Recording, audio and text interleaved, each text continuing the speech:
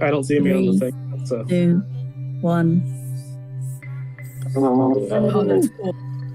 Doctor Who! Hey, look, that's us. It is us. Hey. Oh, Yeah. All right. So, hello, everyone. I'm Rick. I am the Keeper of the Force. Normally, I think they call it like a Game Master for this or something, but that's boring. I don't like that. So, yeah, that's going to be my title because we are playing Star Wars. This is our first session. Excuse me. First session.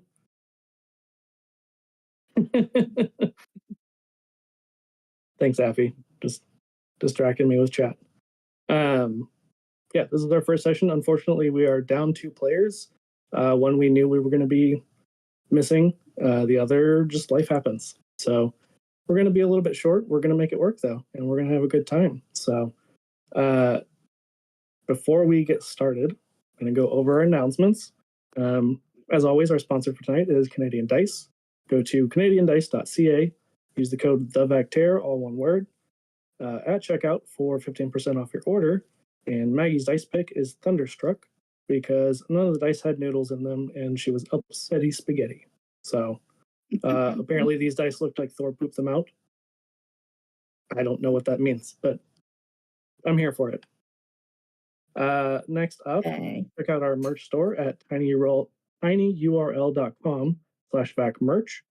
All kinds of awesome stuff. Affy, if you want to tell me in the chat, how long is the 12 days of TTRPG stuff up? Because I don't know. But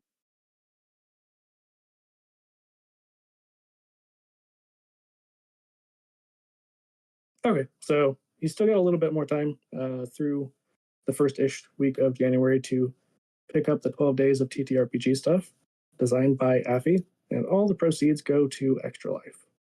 And speaking of, in case you didn't know, because we've been doing this for, a while now, we're raising money for Extra Life. We did just hit the stretch goal. And I think we hit I don't know, numbers. It's not on here. But yeah, you can still donate to be entered to the prize. I think we went a little bit over. Yeah, that's okay. I mean, that's only a little bit. A good thing. It's a good thing. No, that's not a bad thing at all. Yeah, the prize will be drawn. You've got until the 1st, or not 1st. Wow, I can't read today. The 2nd of January, 2024. Any donations are appreciated, and we'll get you entered into the big giveaway with all kinds of stuff like the GUI Cube Starter Pack, Extra Life swag, dice stickers, Vactera merch, and so much more. The link is in the chat. I think it's pinned. Oh, thank you, Artemis. Just over 1,500. So, last thing is the schedule. So, coming up on Wednesday, Wasteland Saga is over on Goodman Games at 9 p.m. Eastern. Thursday is the Song of Crystal and Shadow with our lovely Sophia at 8:30 p.m. Eastern. Friday, Asphyxious 5 is back at 8:30 as well. And as always, check out our podcast wherever you get your podcasts. I'm going to pause for 2 seconds. It's more than 2 seconds. But anyway, who wants to introduce themselves and their character? We have a group hydrate, so let's get that out of the way. And that was unkind, Sophia. I'm just doing what Rick always does. I blame Rick. Oh, to be fair, we do have someone who's not on cam, so yeah. But she can see me in Discord. Yeah, I can totally see you in Discord. Listen, Artemis, I will always say that part out loud. Always. Okay, so Zan or Liz who wants to go first? Okay, if I'll go first, then. Okay. Hi, I'm Cat Lady Liz. I'm a relative young cub in terms of this role-playing game and stuff, but I am thoroughly enjoying it, and I'm, I think, slowly but surely getting a little bit better at it. Do you want me to introduce my character as well? Yes, please. You do? Okay. Tonight, then, I will be playing a medical droid whose name is 41 Vex. That is my official designation. And I do quite often find that I'm called Vex, which is okay. But I'm very rarely vexed, which is a good thing, I think. I have been a fully programmed medical droid since my first inception. I am, unfortunately, however, having been stuck on this maker-forsaken hole of a planet, I find myself not able to keep up with the latest inventions, the latest new ways to look after people. However, I do concentrate very hard on improving myself as much as I can. Unfortunately, that has been very limited due to a issue I have with one Timo the Hutt. I am unfortunately currently, or until very recently at any rate, I was stuck with said Timo the Hutt because of a foolish thing I did in order to try and get myself off this maker-forsaken planet. And I am therefore in a slightly difficult position now. I did have a restraining bolt. However, my very dear friend, Conquer, has removed that for me. And I am therefore now in a position of having free will, which is very nice and something that I haven't had for a very long time. And I intend to make the most of it. And for those of you watching, Conquer is our Wookiee who is unfortunately not here tonight. Totally based on Conky from Trailer Park Boys. So, enjoy that mental picture of a Wookiee based on that little shit. Exactly. Thank you, Affy. All right. Who wants to go next? Oh, Lord. I guess that'll be me. You'll have to forgive me. I have a little bit to read here. Hi, I'm Zendaria. As the command now says, I am on Instagram at Mewtwo as Speedy Sweetheart. I'm also on here as Flamewolf6. You guys see me chatting about quite a bit whenever I can be here. I'm playing a character called Jen Argus. She is a human technician, and this is where I read that off, right? Yeah, go for it. In a different life, Jen would have been a successful research engineer at a major corporation headquarters in the core worlds in this life. Jen grew up hard on the streets of Anchorhead and Tatooine. Orphaned at a young age, Jen was burdened with a powerful intellect and no useful way to apply it. She slid into the life of thuggery and crime until one fateful day when she attempted to rob a shop belonging to an old Rhodian mechanic named Hanwoo. Hanwoo made no particular attempt to resist, but seeing young Jen's fascination with a particularly stripped machine on their workbench, they offered to teach the young human how it worked. 6 hours later, Jen's friends came by to see what had gone wrong and found her covered in machine oil, helping to repair a repulsor array. Over the next few years, Hanwoo taught Jen the ins and outs of every machine that came through their repair shop. With no formal education, Jen developed an unorthodox, I'm having issues tonight, but effective approach that relied heavily on trial and error. They also found that they enjoyed tinkering and repurposing existing machines, turning them into new purpose. For example, their customized shop gloves began their life as power converters. Most of Hanwoo's business had to do with repair, maintenance, and reprogramming of Tatooine's limited supply of droids. As a consequence, Jen became a droid expert. Their skills eventually came to the attention of a Hutt named Timo, and Mathis, it was original. I had to change the name. Was offered an impressive sum of credits to make their skills available at Timu's Mos Shuda complex. Since their arrival on Mos Shuda, Jen has regretted their decision. The project Timo has them working on is completely unsuited to their skills. Their experience gives them the skills necessary to repair busted old battle droids, but they completely lacked the education to develop a schematic based on the design. And when they attempted to leave, Timu hinted that something bad might happen to Hanmu if they did. Fed up and backed into a corner, Jin has decided to make a break for it. First, she introduced some new code into one of Timu's old droids, the 41 Vex, to encourage the droid to escape too. Then they struck up a friendship with a scout named Sasha, attempting to pool their resources to try and get off Tatooine. Yeah, I mean, it sounds like Jen definitely made it to the Tashi station to pick up some power converters, unlike Luke. Definitely. All right, Sophia. Hi, I'm Sophia. You can find me here on the Vector on Thursday evenings, running my Final Fantasy 14 game with my Chaos crew, and generally all over the place with other games and things. And tonight, for the next few weeks, I will be playing Oscara, who is a Twi'lek bounty hunter. Back on her home planet of Ryloth.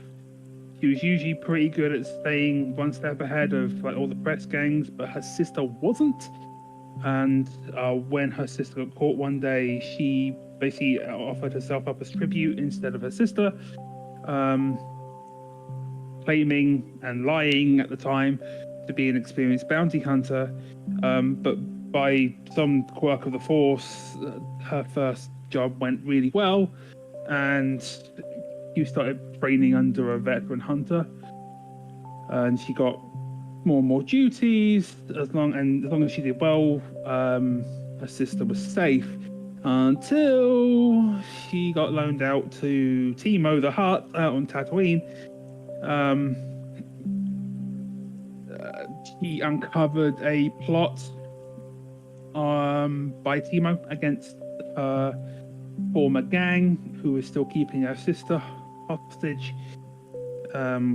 So she decided to team up with Conker, and Conker's friend, the pilot. Sorry, with people changing names and not being here, I'm a little. I'm still trying to catch up. She sent a warning. She sent a warning out back to Ryloth saying, "Hey, Timo's coming," and got caught and is now on the run. She's typically, because of all the kind of hard knock life she's had, she's pretty cynical, pretty jaded. She's also kind of very emotionally not dead, but quiet.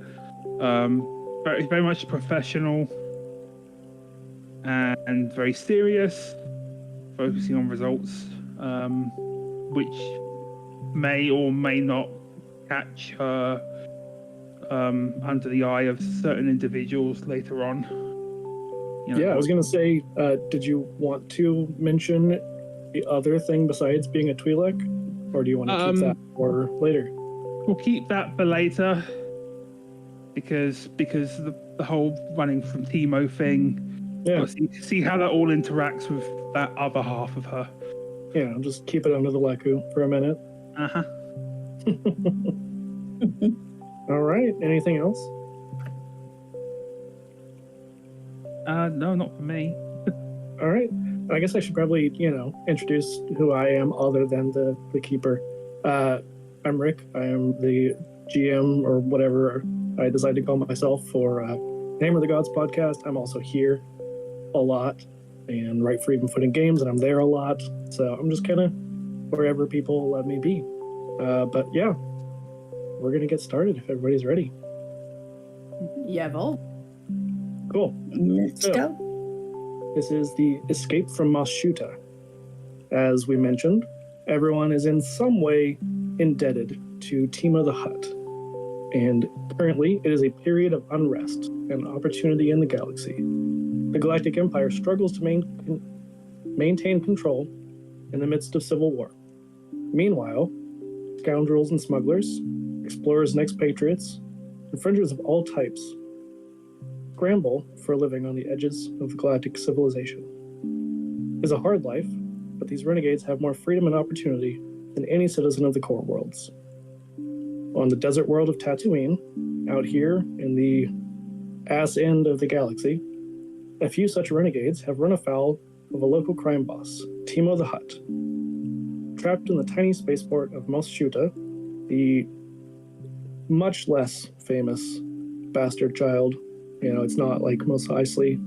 This is a small hive of scum and villainy. These renegades have no choice but to steal a starship and flee Timo's forces.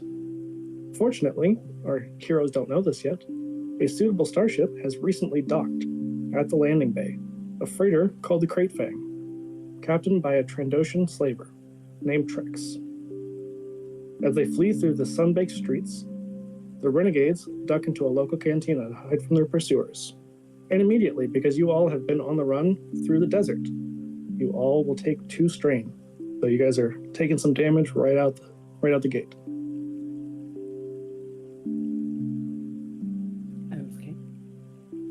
Okay. All right. So you all have ducked into this cantina. And of course, my PDF just crapped out on me. 1 second. It was good until I started doing stuff. Wouldn't be a stream without technical issues. Accurate. Gonna buffer for a minute. So while I'm getting that pulled back up and back to where it needs to be, you all enter this cantina. You are being pursued by a small group of Timo's thugs. What are you all doing?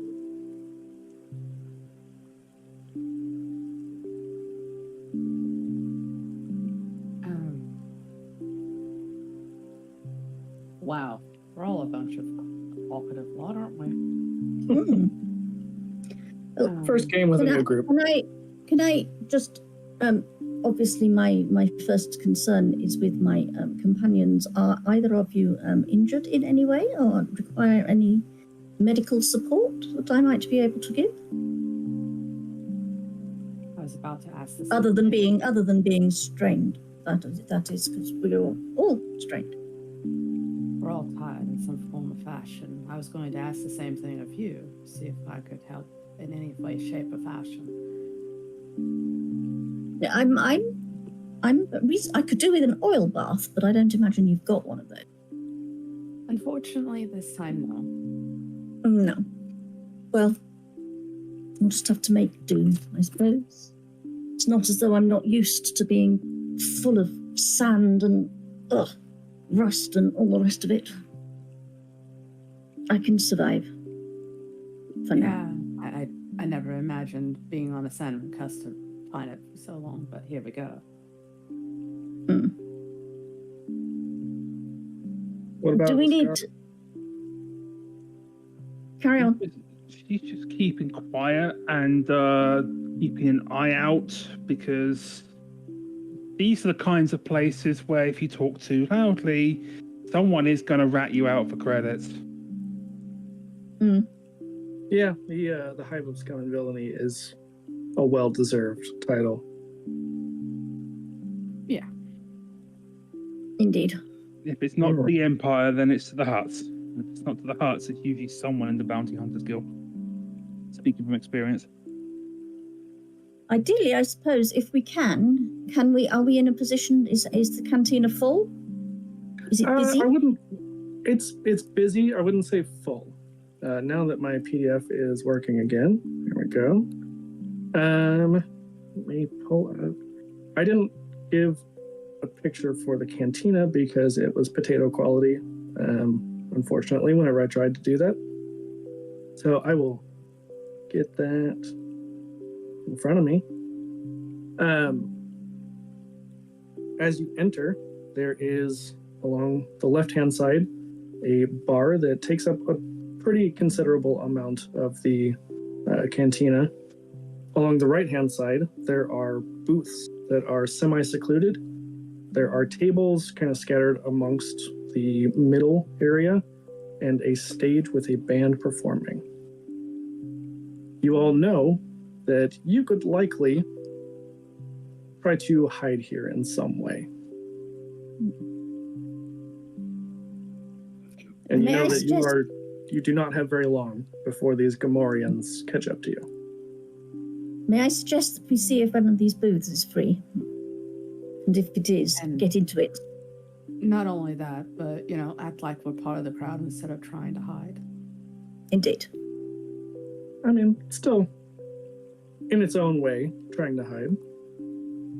Just a, slightly more out in the open version. Be more inconspicuous about it instead of, oh my God, help. Absolutely. Indeed. Are you all going for a booth? The alternative, of course, is that we could just go around behind the bar, but I think that might attract attention. More than we want. More than one. So behind the bar, you see that there is a Deveronian who appears to be the bartender. They are a little bit human-like in a way, but they do have two large horns that stick almost straight up out of their heads. A little bit like a Twi'lek, but, without the Leku and just horns.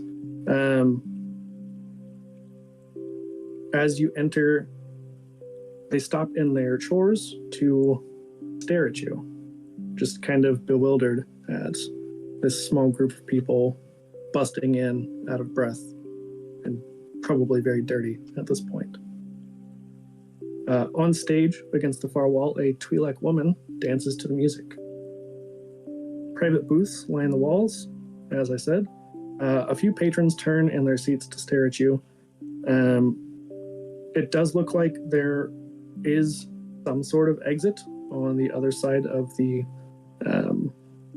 behind the stage, essentially. There are also heavy struts that seem to support the roof that you think you could possibly hide there if you wanted as well. So, if you all want to go for the booths, I will need cool rolls from all of you. Oh. And this will be, I'm going to say you'll have 2 difficulty dice, so 2 of the purple dice on your roll, please. Oh, fun. Where's the hang app? There it is. My Okay. So I have 1, 2, 3. one of them, 2 of them, go. Ooh. I get 3 successes and 1 threat. Okay. One really nice thing here is that your failures and your successes, they cancel each other out. So you'll only get however many go over. So you got a very good result there, other than the 1 threat. That's not great, but you already had some threats. Right? Indeed. I ended up with 1 success and 1 advantage. Ooh, okay. I'm trying to make sure I read this correctly Absolutely. because this app is not intuitive.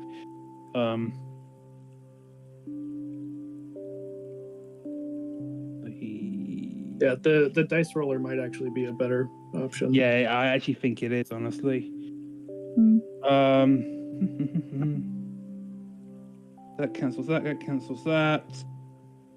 Yeah, I got 1 success. Okay. Yeah, and oh, good. Might it be worth mentioning to those who are sort of watching on that we're not using ordinary dice? Sure. Yeah, absolutely.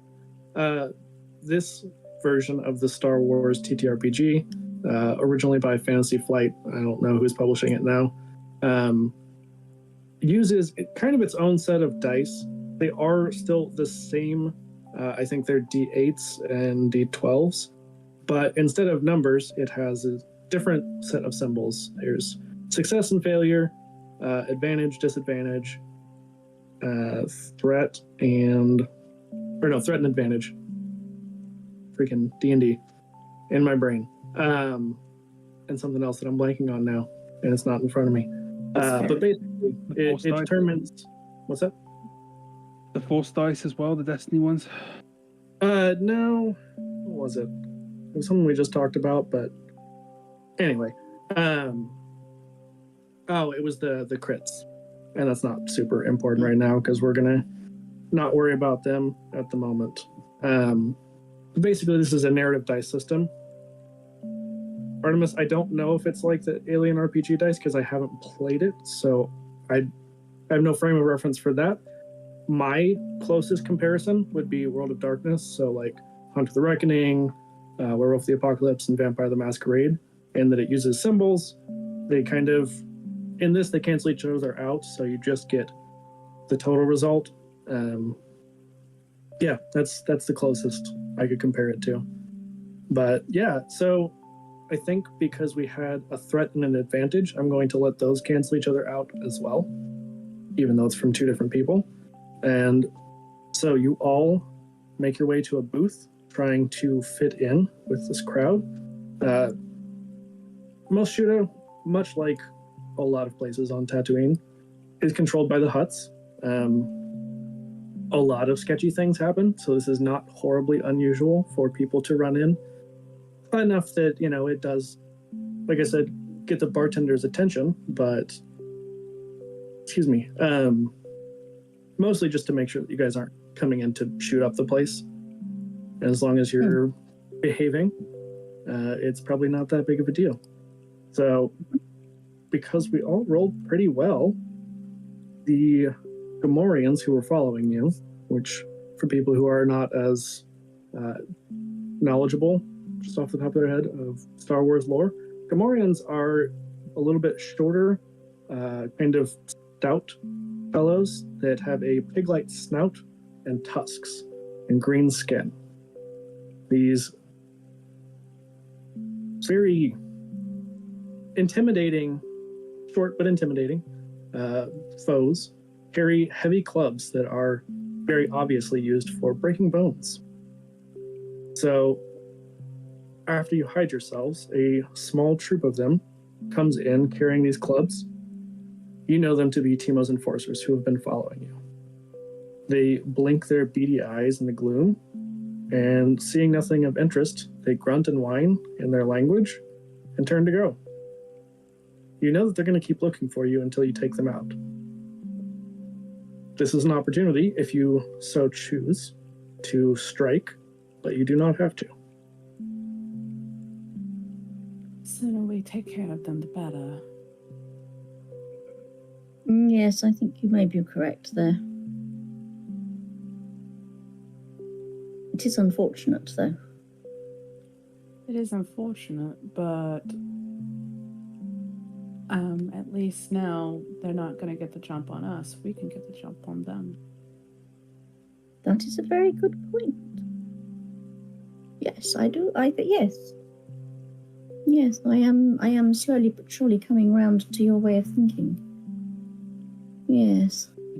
Yeah. As long as we don't take out any innocent bystanders, it's a little crowded in here. Yes, but they have just gone out again, haven't they? Didn't they? Yeah, well, they've turned to leave. They haven't quite left, as you guys are discussing. We can knock them outside. We can literally give them one good hit and just knock them out the door. It won't hurt. And it won't hurt anyone. Yep. Yeah. I would say if you would like to try to physically engage with them rather than shoot them, I will, because you guys have the drop on them. They haven't noticed you. I would let you go first. And then that would be, I believe, a brawl. Let me see. Yes. Thanks. Yeah, let's go with that. Okay. I'm not normally the combat person here, but can I get the jump on them? Yeah, that's what I was saying. Like, you would have the opportunity to go first. And I would say either brawl or melee, whichever's better. Let me look at both. It looks like I have a proficiency in brawl, so brawl it is.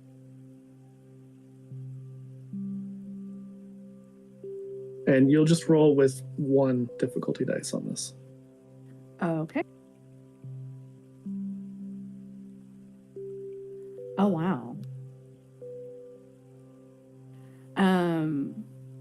So I'm using my shot gloves, I believe, and I don't know if that adds anything to that.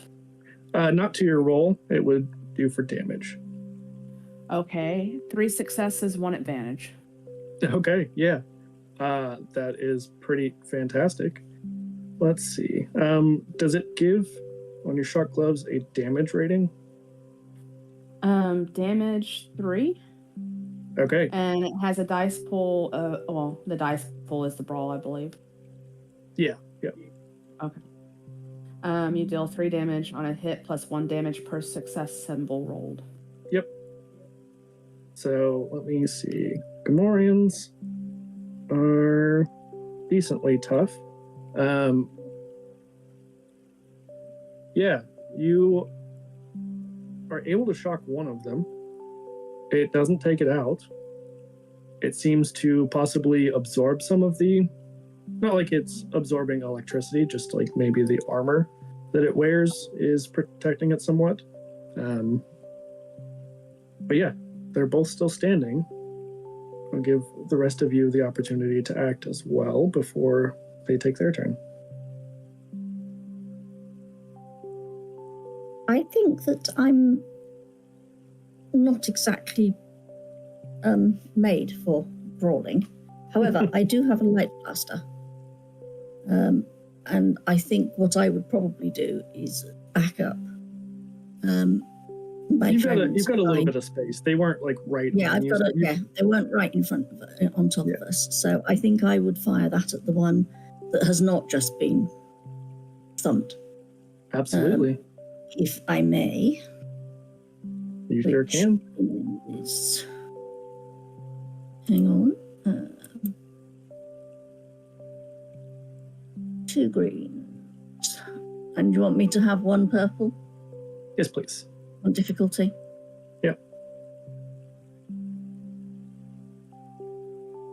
Result, 2 advantages. Okay. No successes? No successes. Okay, well, so I did roll. I rolled a success, but I got out. 2 advantages instead. Yeah, it cancels out. Yeah. Okay. So with that, you're still able to shoot it. It doesn't seem to hit it solidly enough that it looks like it takes any damage, but maybe you kind of turn it towards its ally, and they appear to be a little bit confused. They're not the smartest, typically. Their intellect is a 1. And so they don't fully understand what just happened, and they start just kind of pushing each other. But Ascara, it is your turn. I'm going to grab my carbine and yeah, I am going to shoot as the as the shooty one out of the 3 currently here. I will say with the carbine, you'll have 2 difficulty dice unless you do some movement. Maneuvers, let me look at that real quick. This move, interact, manage, aim. Yeah, I'm not making any other maneuvers or actions, so I can aim. Which will gives you a focus dice, which is something that I forgot to mention that happens with aiming, but now you know. Yeah, I'm gonna go with focused aim. Just I'm not doing a targeted one or anything because that's a pain. Because that's the opposite. That's not doesn't give me a boost. So I get 1 boost in addition to my usual dice pool.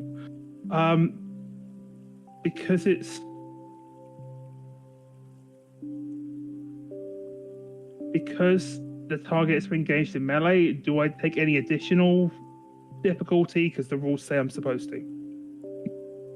Yeah, that's a good point. We'll make it 3 difficulty, so it's going to be a tough shot, but it is doable. Yep. If anyone can do it. Let me get one of these. Oh, I need to actually remember to put that as 3 difficulty. 1 success and 2 advantages. So. Oh, fantastic! Let me look real quick. The suggested use of where is it? Combat checks. Wait, for damage? Not for damage. My damage is 9 on Holy my crap. Counting your carbine. success or without the success? That's without the success that goes up to. Oh, yeah, that's perfect. So between the damage that Jen did and then your shot here, you are able to essentially assassinate both of them. You pop off a shot into each one, dropping both of them. There are no enemies currently. Everyone, as you guys attacked these Gamorreans, kind of ducked and hid. The dancer is no longer dancing, even though the music is still going. The bartender kind of pops their head up from behind the bar. What are you guys doing? We need to get out of here. Yes, I agree with you entirely. However, I am just going to go. I just walk over to the bar and very nonchalantly, if it's a word that you can use about a droid, drop a few credits on the counter so that they, just to make up for the inconvenience, as it were. Absolutely. Just yeah. And this Deveronian, as they stand up, they give just kind of a tense laugh and say, I guess you folks need to get off this planet in a hurry, don't you? Those were Timo's goons. We do. You would be correct there, yes. Well, I have some good news for you. There's a ship that could get you off planet. How quick? Depends on how quick you are. And what the bad news? What do you get for telling us this? Favors are always a good bartering currency. Of course. But really, the issue here is the bad news.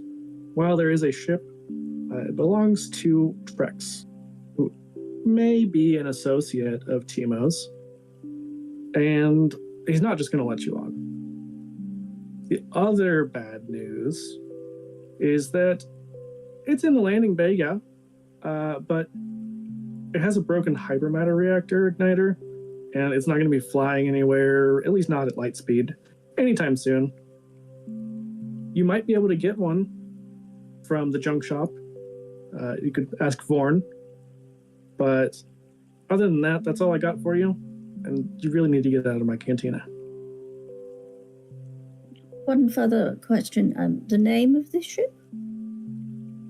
It's the Crate Dragon. Thank you. Thank you. She would make sure she had her bag, and at the door she skedaddled. Yep. All right. Closely followed by Vex. And Oscara, once she's done eyeing up Deveronian to make sure she's not that they're not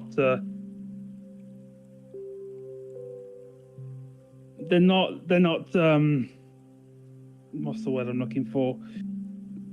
They're not wearing a wire, basically. They're not going to pull out a comm link and suddenly say, hey, Timo, they're going this way. I mean, it's hard to say.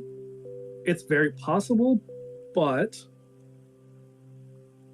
I think you're more likely to be of the opinion that if they were going to do something like that, they probably would have just helped the Gamorreans rather than hiding and then helping you. Yeah. So I just put in our chat the picture of the Mos Shuta map.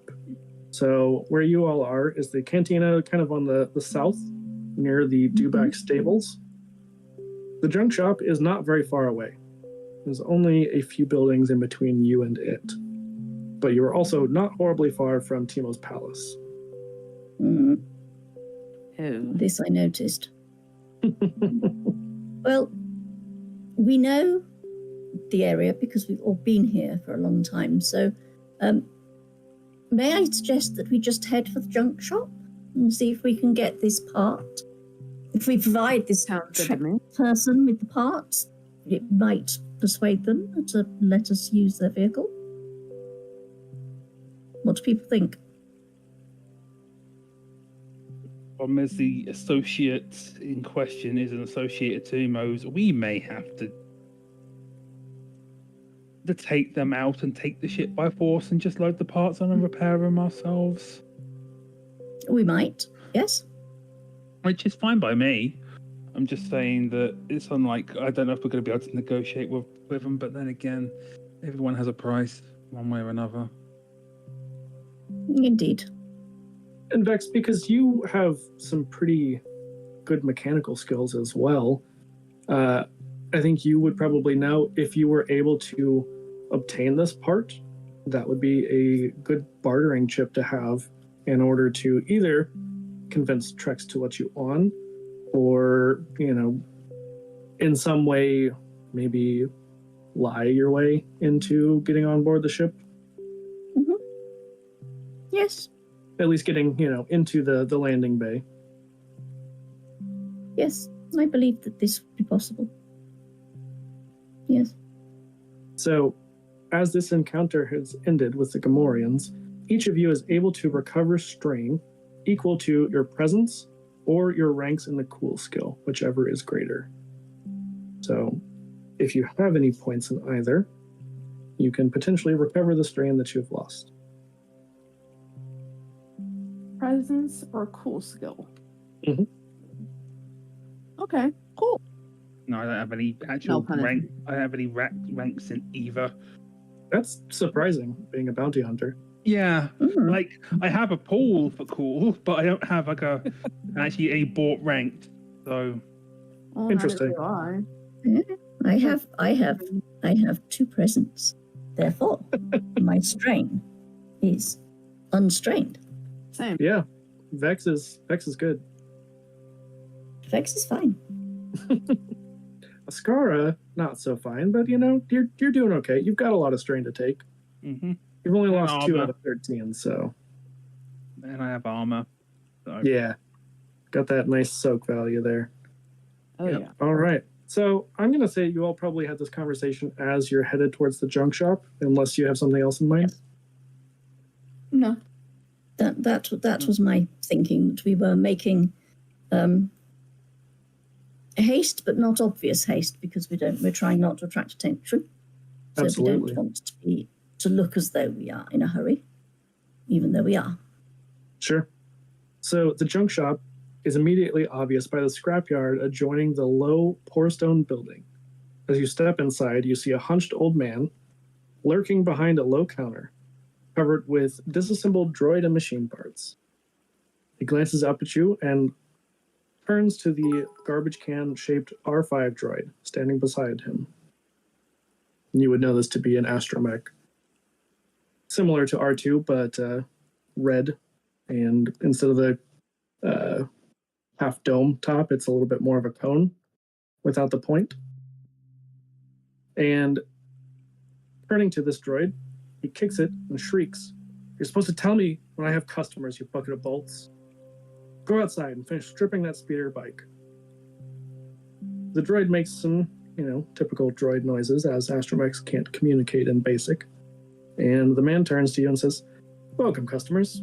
As you can see," points to the racks and shelves, "I have anything you could want for the right price."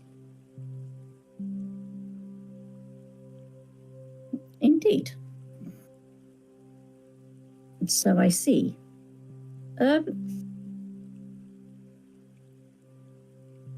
We're looking for something in quite specific. Except that because of my various quirks and issues, I can only remember half the name of it. hypermatter something or other, I think was what was said. Oh, the reactor igniter, I bet. Ah, that's it. That's quite right. That's correct. Yes, that was the rest of it. Yes. Igniter reactor. That's perfect. Thank you. Yes, that is what we are looking for. Kind of mumbles something to himself about droids and poor memory.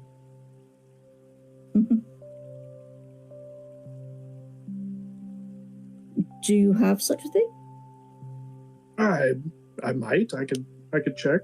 How many credits do you have to offer?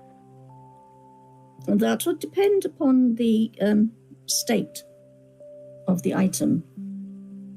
Well, I mean, obviously, I have nothing but the finest quality here. Well, we will deal with that when we see what you're offering. The issue is, I've already promised it to someone else. So, unless you can pay more than they were. Okay, what are they offering for the pot? 500 credits.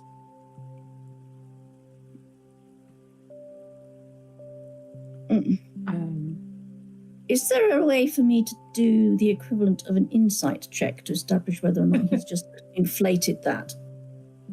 Let's see. Look at what would make the most sense. I'll let Liz do that first, and then I'll probably try to enter negotiations. I would say try and haggle. Right. That's what I was going to ask.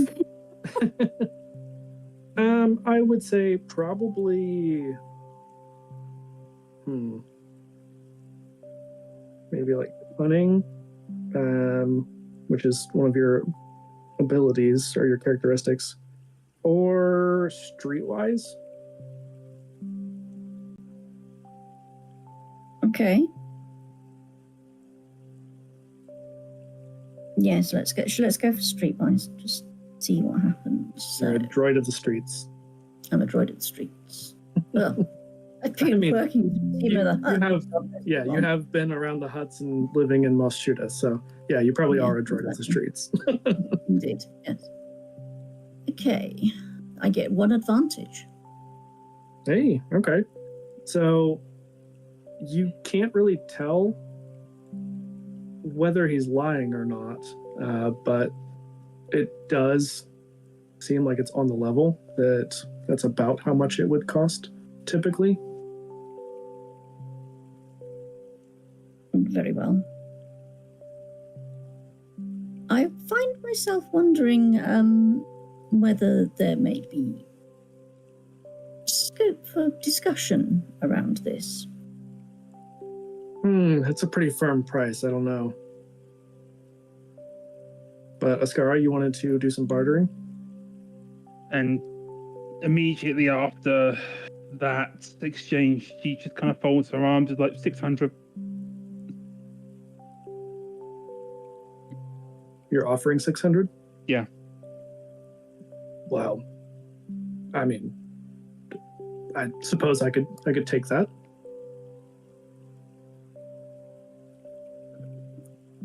Just out of curiosity, can I ask, are you at liberty to tell us who this other purchaser is?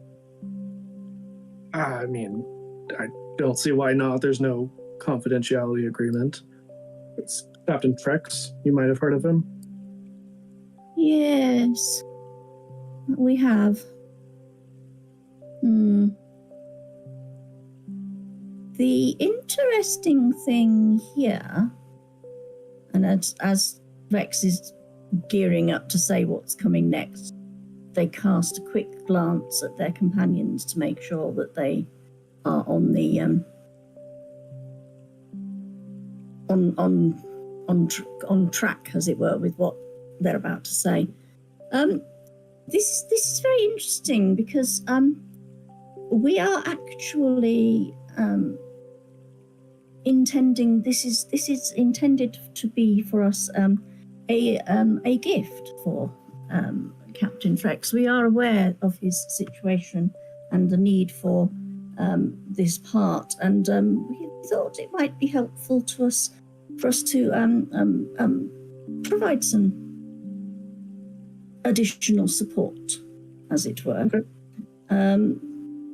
That being the case, one wonders whether one would be prepared to consider the same price as you were going to ask Trey.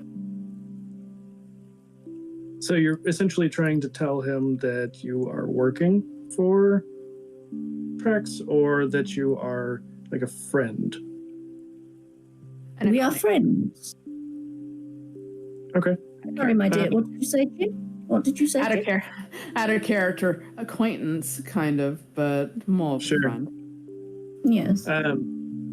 Yeah, I would say that you could. Let me see what it would say. You could roll me deceit. This is going to be with 2 difficulty dice, and I've already forgotten what the other one's called, but the red one. Challenge? Thank you. Is there any way I can assist in that? Because I have deception as a purchase. Well, it's a Twi'lek thing, actually. If you would like to kind of step in here, I would let you make that same roll instead, if you think that you would be better at that. I'm certain that he would be better at that. They would probably be better than that. I have 1 yellow, 1 green in my pool. I've got 2 green. I've got 1 green. Yeah, So I you am are wildly the better at that. Yeah, because I have basically I have a D8 and a D12. Oops. Yeah. Okay. What's my challenge here, Rick? So it'll be the same. It'll be 2 of the regular difficulty and 1 challenge. 1 red versus 1 green, 1 yellow. Okay. That's not good. Yeah. Hmm? What was the result? 1 failure and 2 threats. Ooh, That's bad. Sophia. that's really bad. That's really bad. Yeah. I blame that red dice. Yeah. So immediately he's like, Rex doesn't have friends, and pulls out a blaster. Doesn't shoot you. Just pulls it out, points it very menacingly. I'm not sure that I said that we were friends. However, I will accept that that is not an option that you'll be willing to consider. But there's really no need for the gun. As you say that, he turns to you, Vex, and says, I didn't ask you, droid. Be quiet. You don't speak Your to one of my pardon? eyes that way. This is my shop. I'll speak however I want. Garaka narrows her eyes and steps up. The part now. I don't think it works that way. I'm the one holding the blaster. Oh, really? And she pulls out hers, and let's see, who's got the bigger blaster? Quite literally. You see that he reaches under the desk, seemingly pressing a button, as 2 B1 battle droids enter. Oh, fuck. Oh my Gideons. Dude.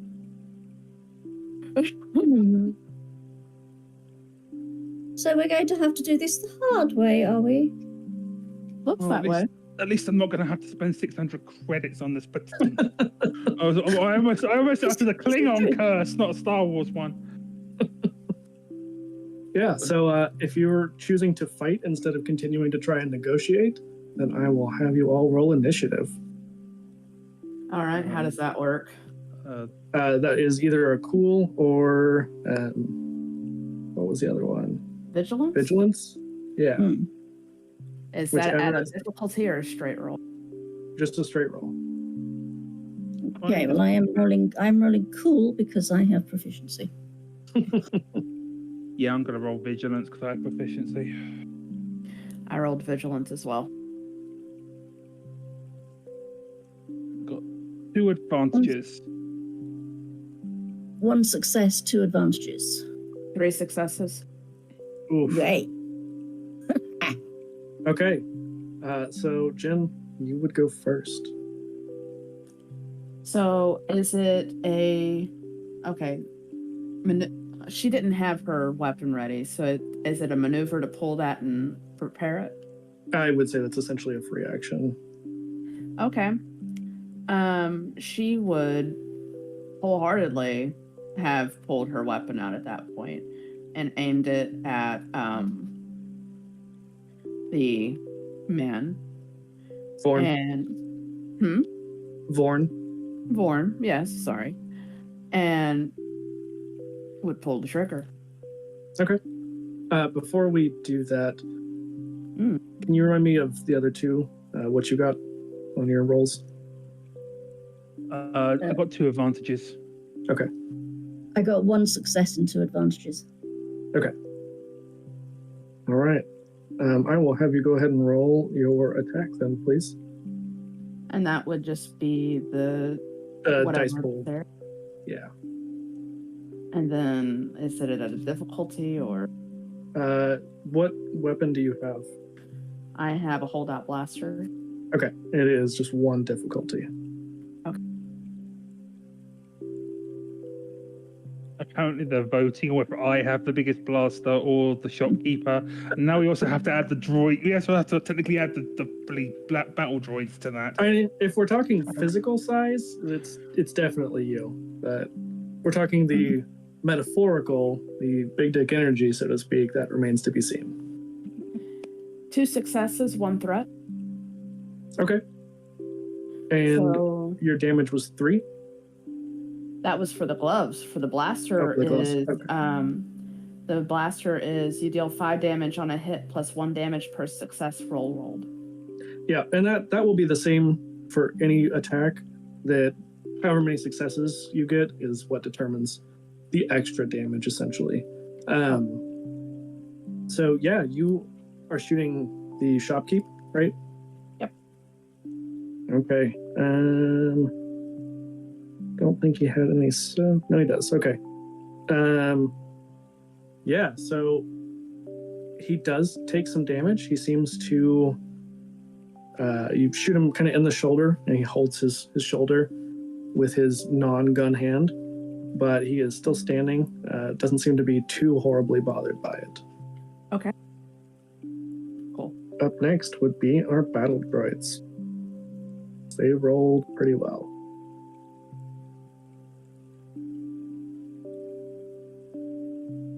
So 1 second.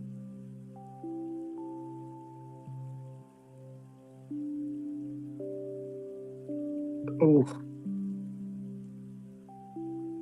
Okay. So, Sophia, what's your soak? 4. 4? So you are going to take 3 wounds Okay. as these 2 droids start to blast you with their rifles. And Vex, you would be next.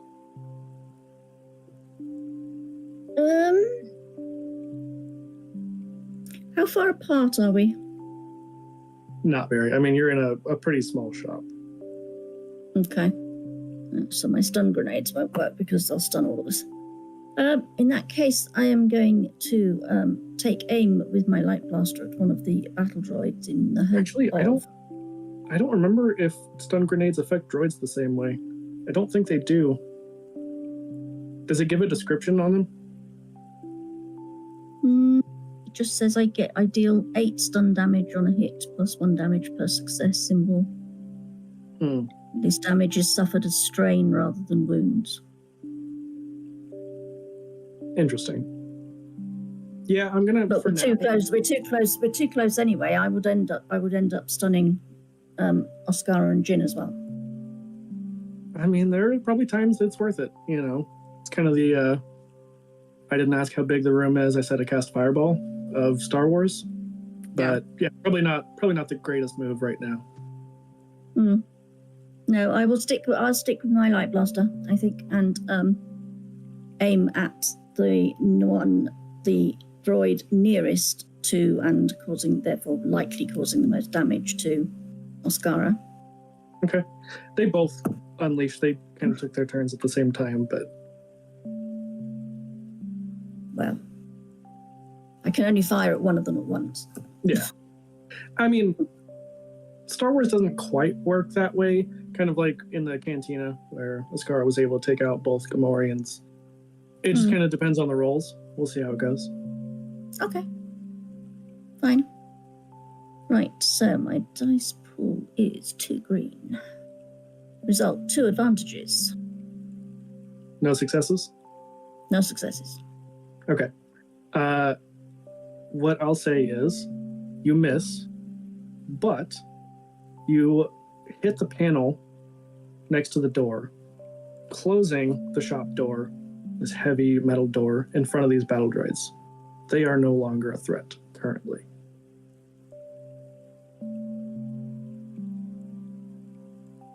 Well, that's better than nothing. Yeah, I'm not absolutely. going to complain at that. Now what we've got to deal with is the shopkeeper. Yep. Vaughn. Ascara, it is your turn. I am going to quite happily fire a shot from my blast. I'm going to aim first as my maneuver. Yep. What's my difficulty for this one? Because you're also in fairly close range, it'll be 2 again. Okay. That's purples. There we go. That's 5 successes and 2 advantages. Damn, I'm still one. Jesus Christ. I'm one away from a damn critical. That is Holy. ridiculous. Okay. My carbine pool is 1 proficiency and 3 regular, and yeah, and then I get a blue. I get a blue for aiming. So yeah. Oh, I was supposed to roll a blue for aiming? Yeah. Did you aim? I did aim. Oh, okay.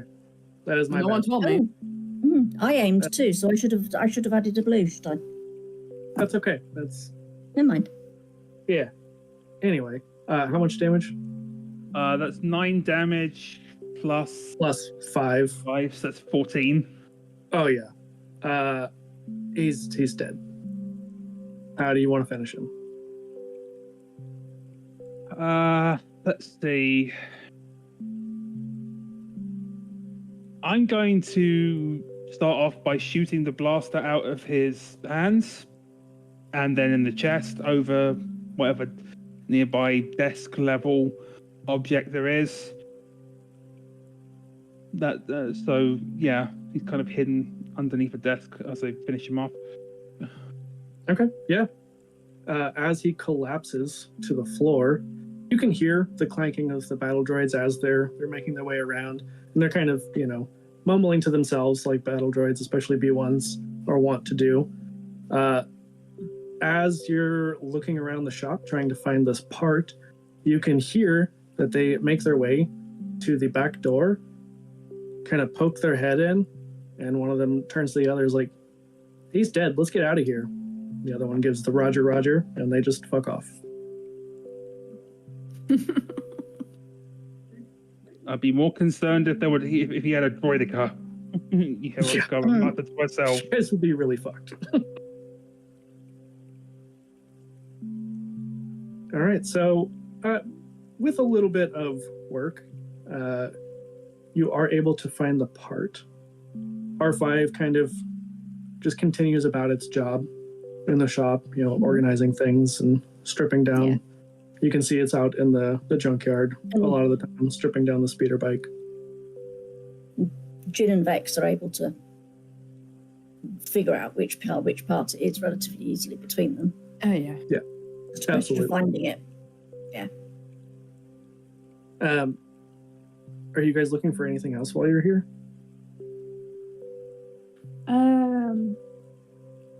Enough oil for one, for Vex, because why not? Give him a nice oil bath after all this is over with. Oh, Believe it or not, despite having multiple droids, there is no droid oil here.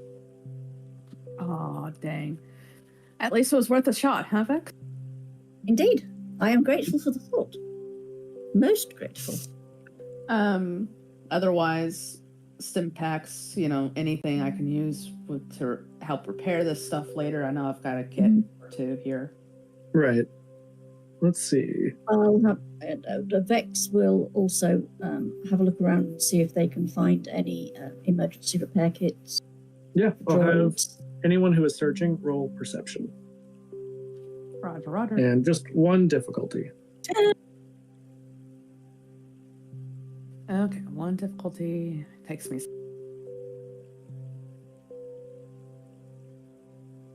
I got 1 success and 2 advantages on a perception check. Hell yeah. Honestly, those advantages are almost better than successes sometimes, depending on the situation. We haven't seen any triumphs yet, but that's because you can only get them on yellow dice. Yeah. Or the counter version. One failure, one advantage. Okay. I'm having Good. issues with my roller. Hold on. Yeah, no worries.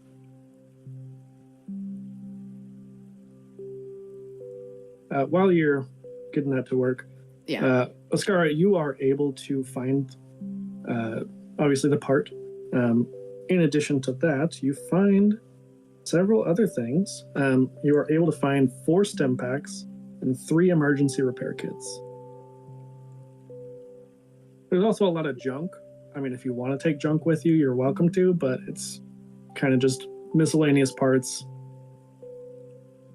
I'm going to point all that stuff out to Vex. Say, that's your department, not mine. I have my personal stash, but I think you need those more than I do. Yes, it's very kind. And I will, be having a look through rapidly because obviously we're in a hurry. Sure. Just to see if there's anything. It doesn't seem like there's anything that would be useful. Most of it is speeder parts rather than spaceship parts. So. Yeah. But still, always Vex, worth looking. are you talking to R5 at all? I could be, couldn't I? Yes. Okay. I'm going to go and find him and have a conversation with him about, whether there's anything useful for us besides that particular part. And if I'd thought on, we could have asked him where the part was instead of spending all that time looking for it. But never mind. But I'm not. He doesn't seem massively up to date, should we say, on what's going on. He's a bit of a he's a typical R5, So, what are you saying to it whenever you make your way out there? Just checking with him. What does he know anything about this person? When did they come in to see the see about the part? Does he have a supply of repair packs that I could have, repair kits that I could borrow? I think you probably would have still been in the shop whenever Oscara found the stem packs and the repair kits, so you would know that you guys were able to find some. I would say if you want to roll coercion or charm, either one. Charm, because I am proficient in charm. And I'm gonna say we're gonna call this 2 difficulty dice because it's been out here working on this speeder bike and doesn't really know anything else. So that's 2 of the purple one. Mm-hmm. Oh, okay. 1 advantage. Okay. So, because your successes and failures canceled out, Yes. it just kind of makes rude noises at you. Doesn't tell you anything useful, other than mentioning that Vorn is the droid equivalent of an asshole. And that Yes. it knows about the spaceport, and that you will have to get past the basically the guards, like the people who would allow you in. Mm-hmm. But otherwise, you don't really get anything useful. It seems pretty angry for a droid. Ooh. Yes, that was very ill-mannered. Mm-hmm. I mean, I am, somewhat higher up the hierarchy than you are. I would have expected at least a certain element of politeness. As you say that, it's got like a little welding tool out, cutting it out, and it just turns to you and like flares it a little bit. Very well. I can see that I'm not wanted here. I shall depart. But don't expect me to thank you for your information. Yeah, it gives you the droid equivalent of fuck you. Oh, dear. It's a very angry little R5. Mm. For good reason. I mean, Well, we have just, sort of put it out of business. it doesn't know that. It's been outside working on the speeder this bike. is It true, has it no idea. doesn't. It has no idea that Vorn is dead.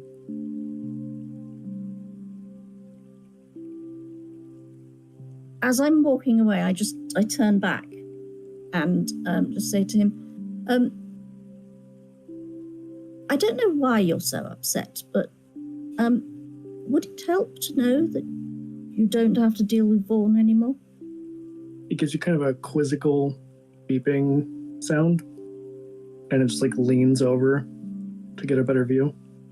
Mm-hmm. We've dealt with him. We had no choice. As It soon was as you say self-defense. that, it starts quickly wheeling its way out. It just busts through the junkyard gates and then off into the streets. Well, there we are. Well, that's good, though. Starting a new droid revolution here on Tatooine. One R5 at a time. Yep. All right, so Jen, did you get your? So how many emergency repair kits have we got? 3, I believe. 3. Ooh, Well, 3. 3 that you found, but 3. I don't Yeah, know that's how what I many- mean. 3 that I found. Yeah. So that means I now have a total of 5. I managed to roll 2 successes. Are you looking for anything besides stim packs and repair kits? Just anything that might actually be useful with like repair, possibly upgrading our weapons, or that kind of thing that might be useful in the future. I'll say you're able to find some tools that you think would be useful in repairing Vex if needed. In addition to like the emergency repair kits, and then maybe some starship tools that they're not necessary, but they're helpful. You also find, so there's 3 of you, so 75 credits. Nice. Okay. So she would obviously count out her share and then separate the other 2 portions and hand Vex 25 and Ascara 25 as well. Raid the cash register. That too. I mean, this is called Scum Villainy for a reason, so. I'm not Oh, yeah. thinking that way. Maybe I should be. So yeah, let's raid the cash register too. Well, that's where you found the credits Right. in the register. Yeah. All right, so you all don't One find last anything else. thing. Can I just check?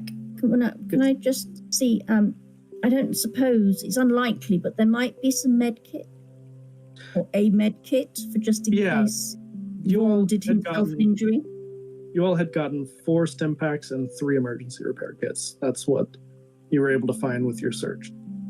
Right. So no specific med kits of the sort that I would be using as a doctor. That would be the stim packs. Or would that be the stim packs? Oh, right. Yeah. Okay. Essentially like a Bacta spray that you could put on their wounds. Mm-hmm. All right. So as you all have finished raiding this shop after murdering the shopkeep and liberating its droids, I think that's probably a good place for us to take a break. Ooh, nice.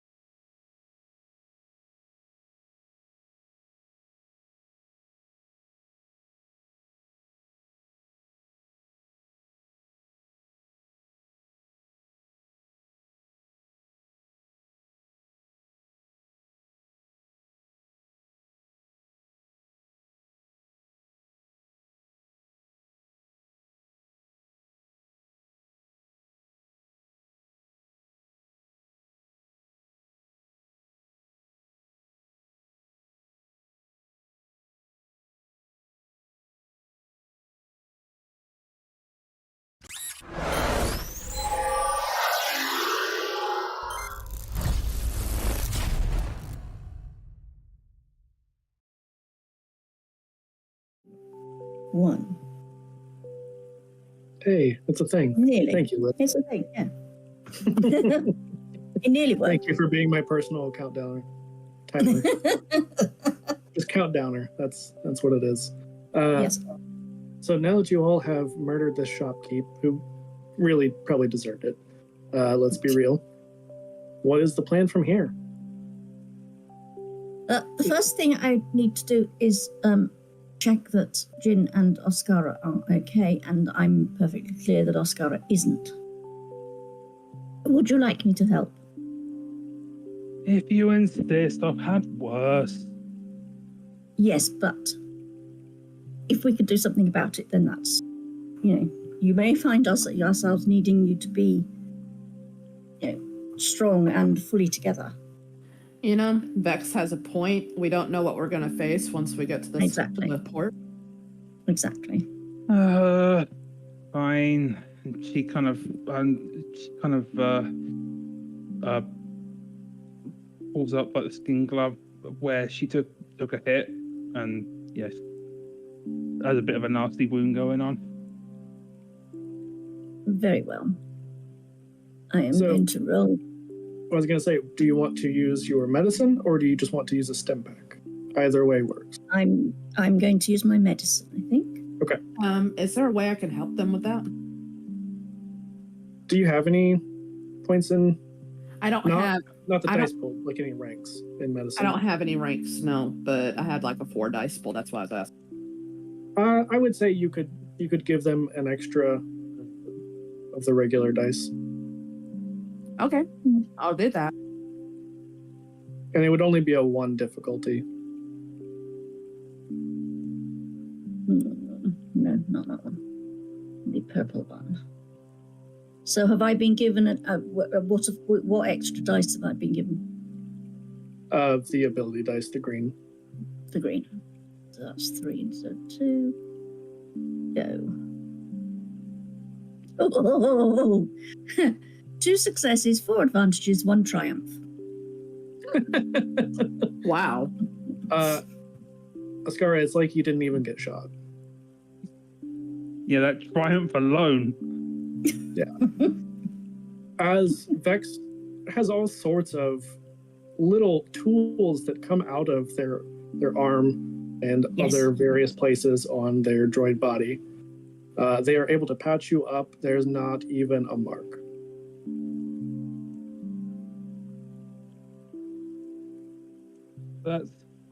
That's much better. So you would recover all wounds and all strain. Yeah, I'm back to factory settings. Yes. Wow. Been hanging around Vex too much.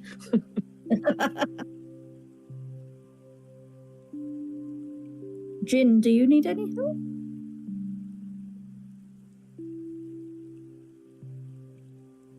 I do not. I didn't really get hurt that time, and Good. Fine. I am just checking. How about yourself? Did you get hurt? No, I didn't. I'm fine. I'm absolutely fine. Perfect. Yeah. We did very well.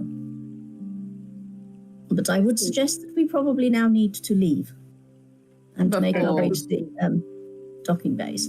Yeah, as you all are patching up and discussing plans, you do hear shouting in the streets, and it sounds like Gamorrean. Not again. I think we should leave by the back door. Yes. Very quickly. I was just going to say exactly the same thing. So, headed to spaceport control? Yeah. Okay. I will have all of you roll me. I'm going to say, let's go stealth. Or cool, whichever's better.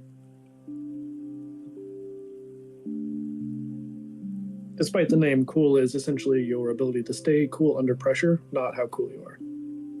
I kind of figured. What's our difficulty, Rick? I'm going to just say 1. There's a lot of back alleys and stuff.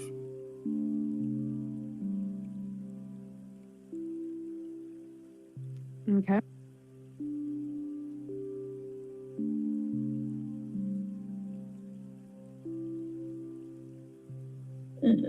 One success, one threat. One success, two advantages. Okay. Ooh. 2 successes, 1 threat. All right, so I'm going to keep the same ruling from before. Our threats and advantages have canceled each other out because they were even here. You're all And welcome. We have several successes, so you are all able to make your way to the spaceport control. You do hear the Gamorreans seem to be searching the streets in greater numbers, but you're all able to take back alleys. Yes, they have returned in greater numbers. Are they single file? No, Damn. they're not quite as organized as sand people. Damn. So, Oh, well. Spaceport Control is a low, squat building clinging to the edge of the Moschuta Bluff. The front entrance stands open, but a pair of security droids stand at attention on either side. If you're going to get off Tatooine, you'll need to disable the docking clamps, whether that's through, convincing them to let you go onto the ship that you belong there, or by breaking in, that hold the Crate Fang in its landing bay. You can only do that from inside of Spaceport Control. Do either of you know how to slice security droids? What would that roll be, by the way? It'd be probably slicing, right, Vic? Yeah. Vic? Wait. Slicing? Mechanics. Mechanics. Yeah. That would probably be me. Right. The biggest issue here that I would say, Ascara, you would probably be the one who would know best, being a bounty hunter and a little bit more experienced in this sort of fuckery. There are 2 of them. So if you're trying to slice one, the other one is going to notice that pretty easily. We need to take them out, don't we? I mean, I could try and deceive the other one and try and distract it long enough for you to try and hack the other one. Let me just tell you now that you can see, because the door is open past the droids, there are people inside of the control center. So if you start shooting, people will definitely notice. In addition to the passersby on the street. So distract and slice it is. Because that's going to be the quick. I have my dice pool for mechanics. It's pretty good too. 2 and 2. How about yours? 1 and 3. Rank 1. If anyone wants to roll perception, I would allow that. Not very good with that. How about you guys? No, me neither. I have 1 and 1. That's better than me. I got 2 green. I've only got 1 green. Is it? I am going to give you a challenge dice, though, instead of a difficulty dice. Just 1. Just 1 red? Yep. Okay. Cancel. Nothing. Everything cancelled each other out. Okay. You kind of try to poke around, but there are enough people in the streets that you don't feel like you're able to get a good view of like any back doors or anything. You can guess that they probably exist. You're just not able to find them very easily. Mm-hmm. We'll say that there are some human guards that seem to be paying attention kind of in the alleyways, and that is definitely going to deter you. Yeah. We could try and deceive them and say we're here to conduct maintenance. I mean, Yeah. if you took your 2 mechanical skills, You could do that. Yeah, you could do that with the humans or the droids.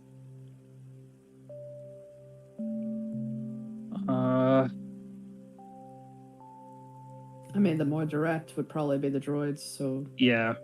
I'm going to suggest that you two pull out any kind of mechanical who's in my whatsits and look, Well, I we've got can pilot got- the darn spaceships, not fix them. Yeah. we've got the spare part, Exactly. so it's not as though we're not. It's completely unlikely that we will be doing something. Yeah. So, what is your cover story here? I'm going to walk up to the droids and say, we've got to conduct maintenance on the crate fang, and she will point at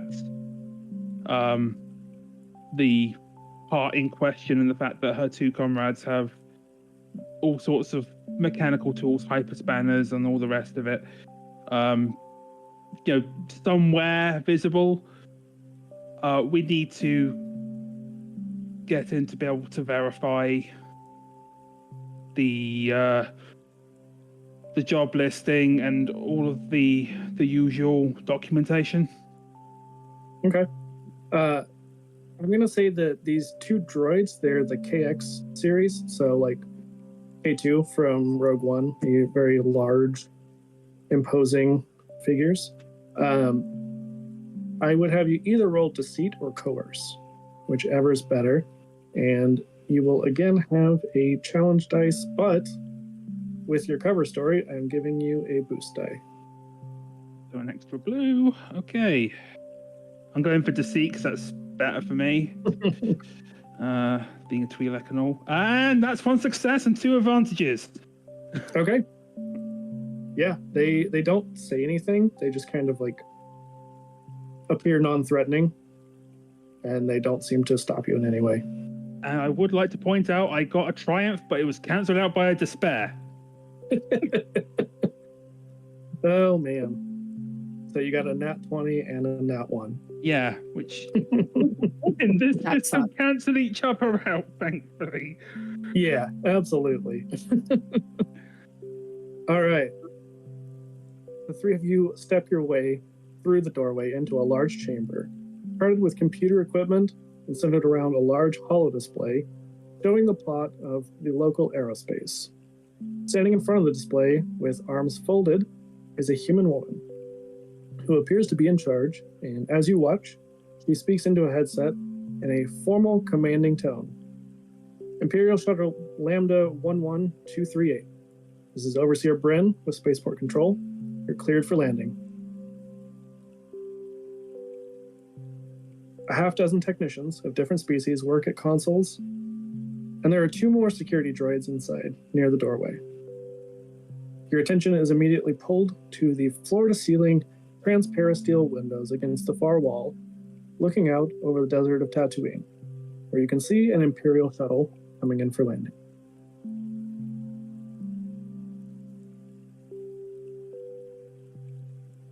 So I kind of bunches her nose up. I don't want any Imperial entanglements. I find myself asking, wondering why an Imperial cruiser is here. I mean, one can surmise that it can't be good. So we well, need to yes. very, very low. It's only a shuttle. It's not a cruiser. At least not that you can see. My apologies. I thought you said it was a cruiser.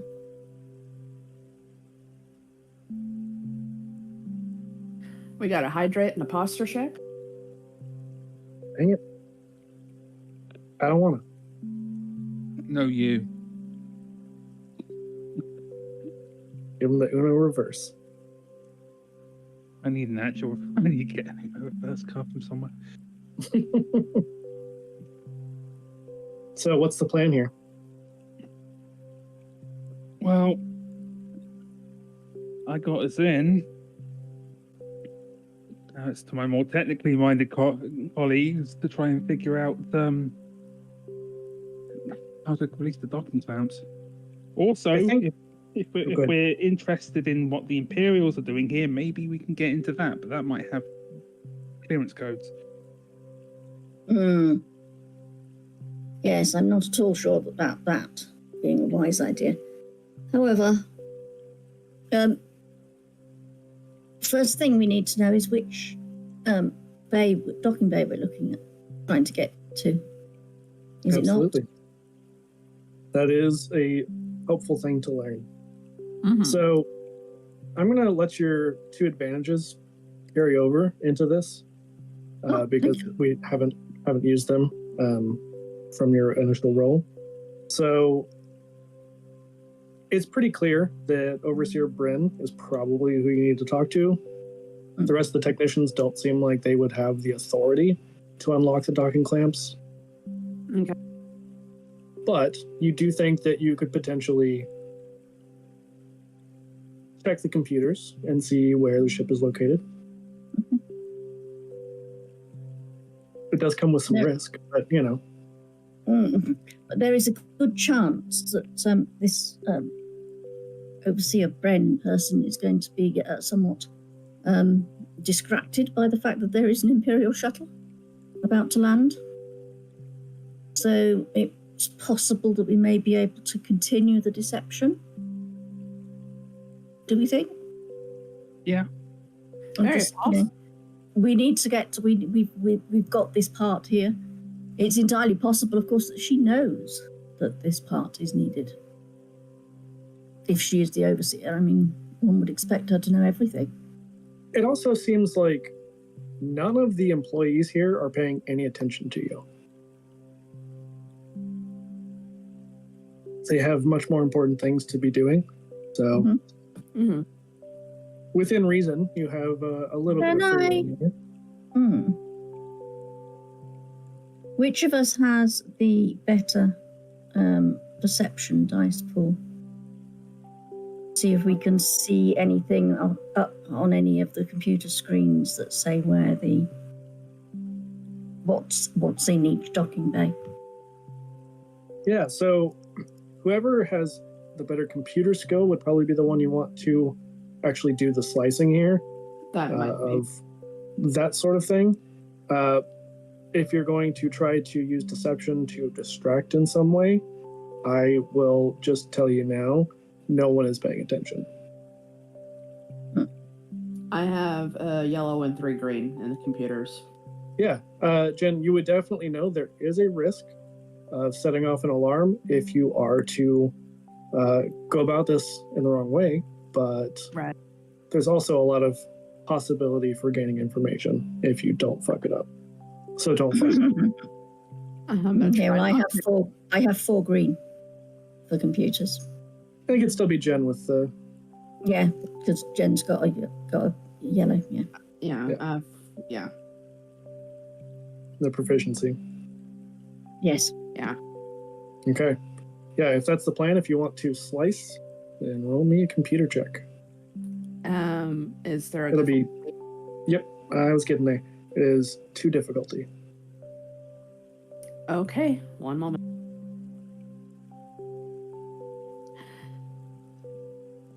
Three successes, 1 threat. Ooh, okay. So, you are able to slice in. While doing so, you can all, who are not actively at the computer, hear comm chatter as a small group of stormtroopers enters. They don't seem to be paying attention to you, much like the rest of the people here, but you are able to figure out which docking bay the Great Fang is in. Okay. And which docking bay is that? It is that one. It is landing Should be bay. 94. It is landing bay Auric. Orc. Okay. No, it was one of the 2, but I wasn't 100%. Oh look, Cat, stop this. She would, as soon as she got the information, can she release the docking clamps from here, or? Let me just double check. Yes, you sure could. I would like to do that as well, please, if I can.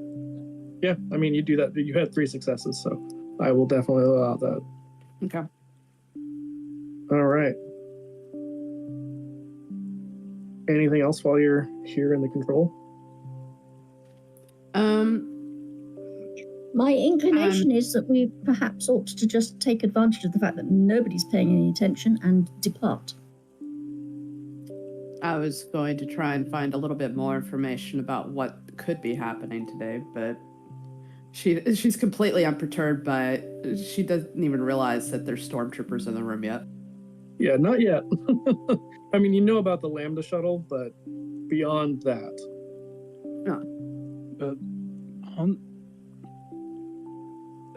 Don't Lambda shuttles usually escort dignitaries or someone higher up? I mean, the stormtroopers could be a guard. Yeah, can we see if we can figure out if there's some kind of Imperial dignitary, for lack of better terminology, visiting? Yeah, I'll count that as using the last of the successes, because that would be the third thing. You do see that on this Lambda shuttle, there is a Lieutenant Herkin, and you're able to see that they appear to be here to see Timo. Oh. She would immediately kind of pull her hands away from the keyboard, kind of recollect herself for a minute, and sit there, kind of readjust her outfit and go, well, that ship is housing a person called Lieutenant Huck, and then they're here to see Timo. And Jen, I'll have you roll me a cool check, and I'm going to give you 2 difficulty dice here. 2 difficulty, okay. Mm-hmm. One moment, I gotta clear my dice.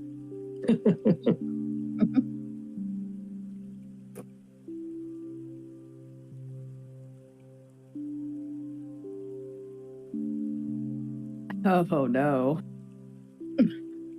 Oh no, we're fucked. What'd you do? 1 failure, 1 threat. Oh, yeah, great. I love that.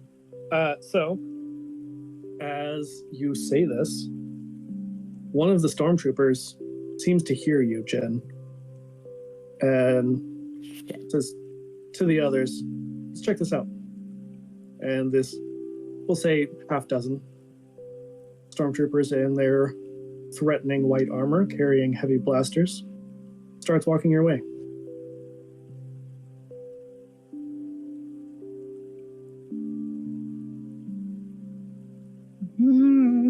Oh, I just got inspiration. What was your result again? 1 threat, 1 failure. Okay, so I'm gonna have that cancel out your failure. Okay. There's still the threat. They are still headed your way. Okay. But you have a little bit more time to potentially run, because I would advise running. yes. Oh yeah, she found out all the information she wanted to then, and got the docking clamp undone and everything.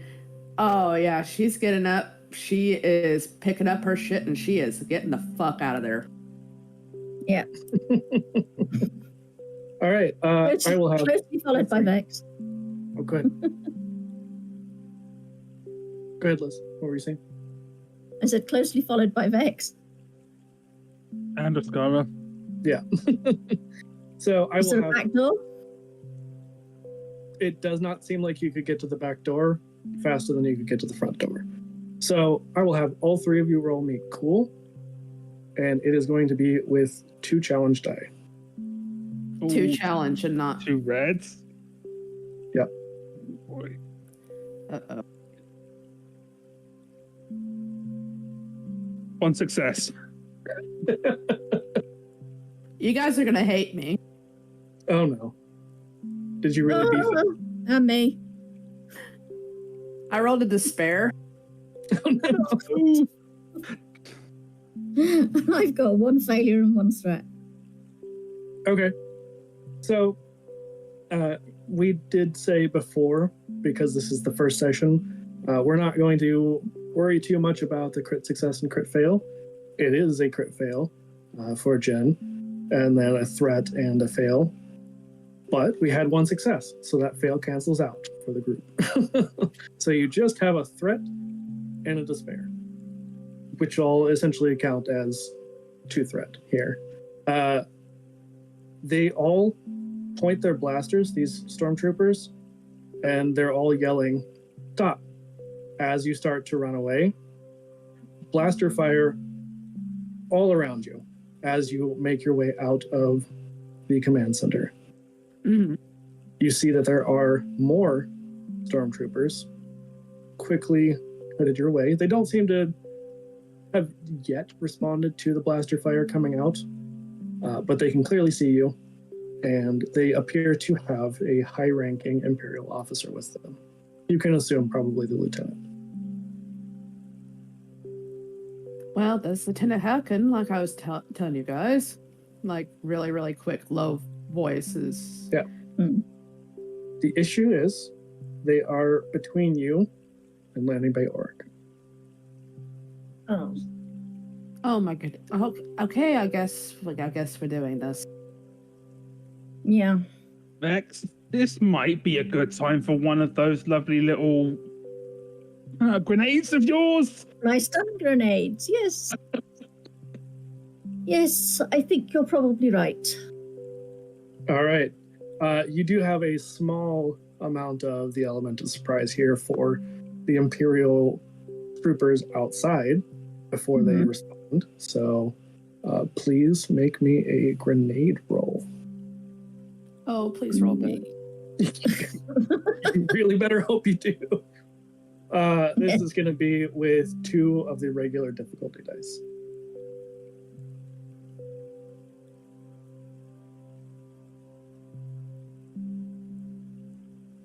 Hey, bother. 2 successes, 2 threats. Okay. So with your 2 successes, you throw this grenade into the center of the stormtroopers, managing to stun all of them and the lieutenant, as well as a good number of civilians in the area who were trying to get out of the way of the stormtroopers, but close enough to be struck by this stun. Excellent. You have definitely pissed off the locals, and people begin pelting you with anything they can find. Mm. Okay. I'm still inclined to just run. We've now cleared the way to get to the... Essentially, yeah, you have a moment before they would be able to react, so you are able to get past them, if that is the plan. Yeah, let's go. Yeah. The civilians don't seem to be blocking you from getting to the spaceport, but they're definitely going to harass you the entire way. So, as you make your way there are yet more guards. Okay.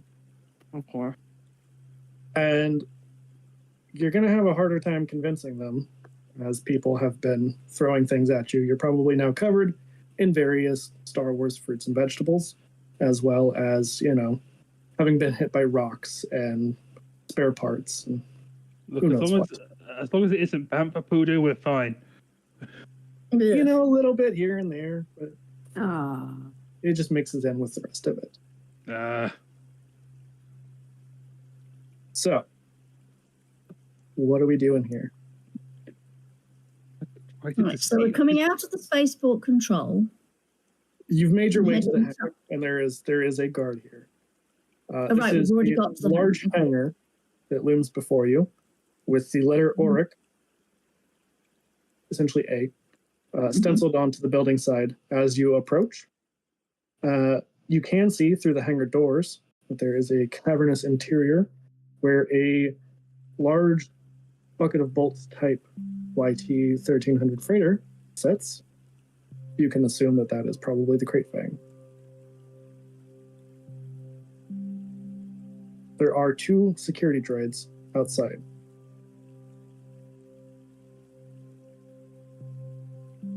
Of course, there's two of them. I was saying if Of there's course. one, I could slice one. Make them work for us, but And these are B2s.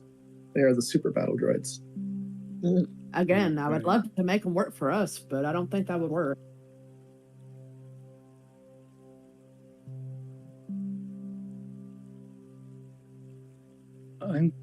I can try to deceive them, and if worse comes to worse, we're going to have to blast our way in. Absolutely. So, cover story for this one is okay. We're being pelted with all kinds of things. We beat someone at a game of sabacc, but they riled up the crowd, and we're trying to get out now with our winnings. Sounds good to me. We may or may not have cheated, which is why the crowd is pissed at us. Are you in any way saying like why you belong on this ship? We belong on the ship because especially me actually. I'm one of Temo's bounty hunters, and I have a job to get to. And someone stole your ship. Yeah. I mean, they definitely know that the ship is registered to Trex, not to Ascara. But No, at I'm the just same saying. time, I'm working with Trex on this job with Temo's. Yeah. So it'll be the same thing. We've come with you because we're going to do the work. Yeah, But these are my. that work can be done en route. It doesn't have to be done. Yeah, these are two of Temo's mechanics. Yeah. Absolutely. So I will have you roll the same, either coercion or deception. It will be with a single challenge die, but I will give you a boost die. One success, one advantage. You are rolling It'll work. so well. It'll work.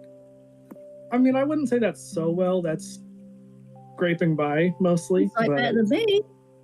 And me. Yeah, I mean, it's not a despair, so it works. Yeah, so these battle droids, they do step in front of you, with their stiff gait, pointing their arm cannons at you. And as you tell them the story, they just put their arms up and they step aside. As you make your way past into the hangar bay, you can see that the docking clamps have been unlocked.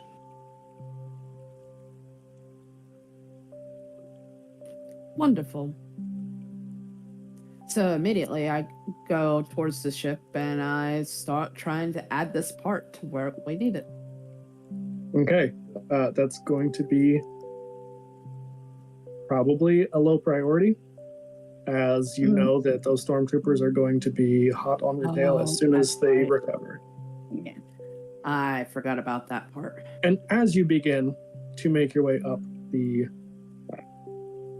ramp into this Millennium Falcon knockoff. Down. I was thinking we might have to figure out how to get the ramp down. No, the ramp is down. This is the Millennium Falcon, but shittier, because it is literally the same type of ship. You make your way on board. It smells awful. It smells of all kinds of body odor, rotting food, just not pleasant things. It is also disgusting inside. Like, these people do not clean, they do not take care of the ship. And you all, as you're making your way up the ramp, can hear stormtroopers shouting from not very far away. As we each get to the top of the ramp, Vex looks around quickly, sees the right button, and bangs the button to get the ramp up. Yep. As fast as possible, which will give us a little time. Yeah, and as you all kind of make your way through the ship, there are, both on the dorsal and ventral part of the ship, laser cannons. Nice. Someone has to pilot. Someone needs to eventually install that part. But what are you doing?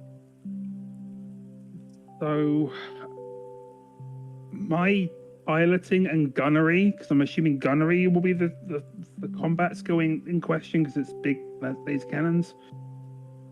Yeah, absolutely. Are both equal at 4 green. So I can do either of those. If someone is better at planetary piloting, by all means. I have a rank in astrogation, but I also have 2 ranks in mechanics, so it's literally however we want to play this out. What about Vex?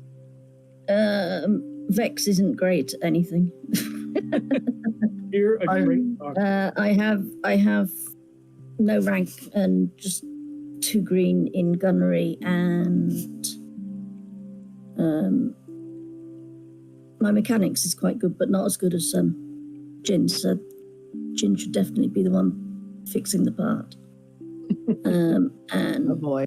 piloting. Again, no ranking and just 2 greens. But I would probably be, that doesn't necessarily mean that I would be, even if I don't manage to hit anything, which as a physician I wouldn't mind about not doing. I would at least be able to distract them. Now you suddenly have a moral compass and don't want to kill Wow. people. Physician. These are stormtroopers. This You is guys true. murdered a shopkeep, but stormtroopers are questionable. Yeah, okay, fine. But I would, at the very least, I would be able to distract them. True. So who's going where? You do not have very long to decide. I will go and pilot. If Vex is going to distract with the guns, I will go and pilot. And I will run and start trying to install that part. Okay. So, I'm going to start with Vex. I would like you to make me a gunnery check with 2 difficulty.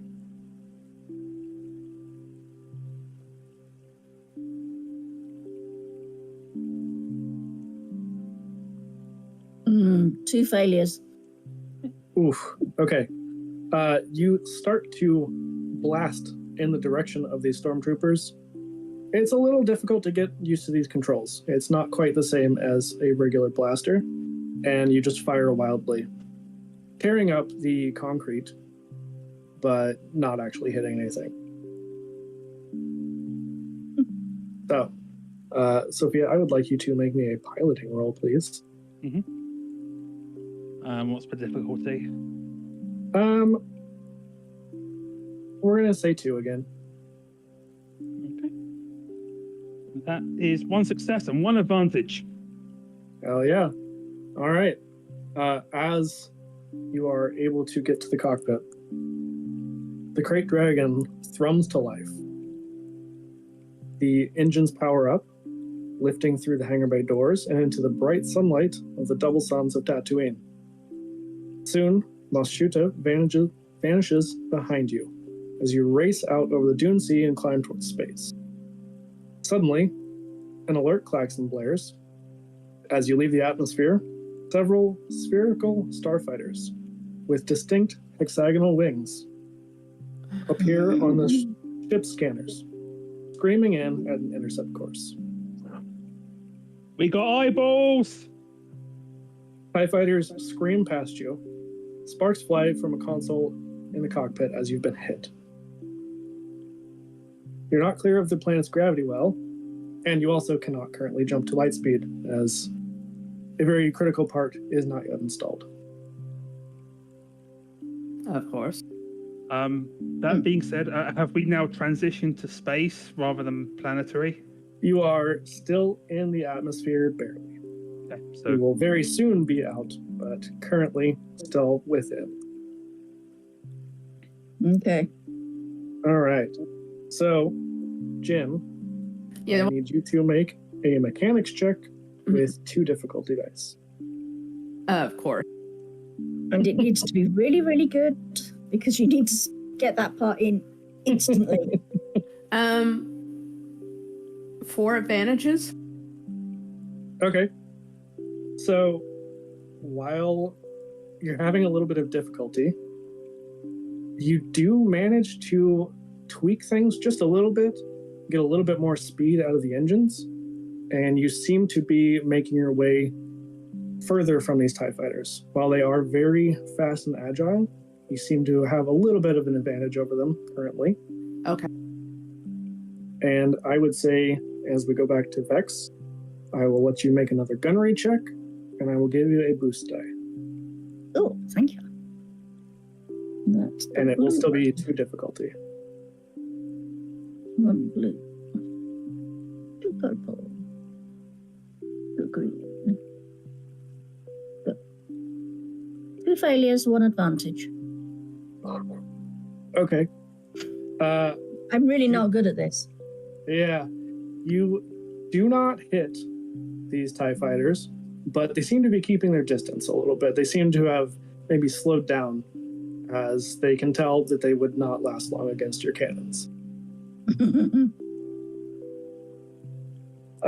Sophia, I'm going to give you some options here as soon as I remember where that was. One moment. Keeper is buffering. What I want to know is where's the actual pilot of this tin can? this piece of junk. Sorry, your pilot is in another spaceship currently. Yeah. Or hiding in the smuggler's compartment, sleeping. Yeah. So you have some options. You could take the action to gain the advantage. You could use evasive maneuvers, or you could try to stay on target, which would give Vex an advantage, an extra ability die. The evasive maneuvers would make it more difficult for them to hit you, of course. Gain the action. Yeah, that would make it more difficult for them to catch you, essentially.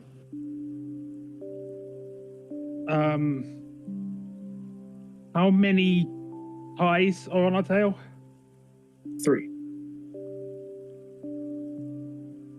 I'm going to stay on target and give Vex a better shot at taking one of the squints out. Yeah. Let's see. And yes, I will be calling TIE fighter squints because that is the official slang for a TIE fighter. Yeah, absolutely. Or an eyeball, either way. Yeah. So I will have you roll me another piloting check.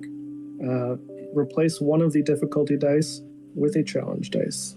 Okay. One of these, and that is 2 advantages.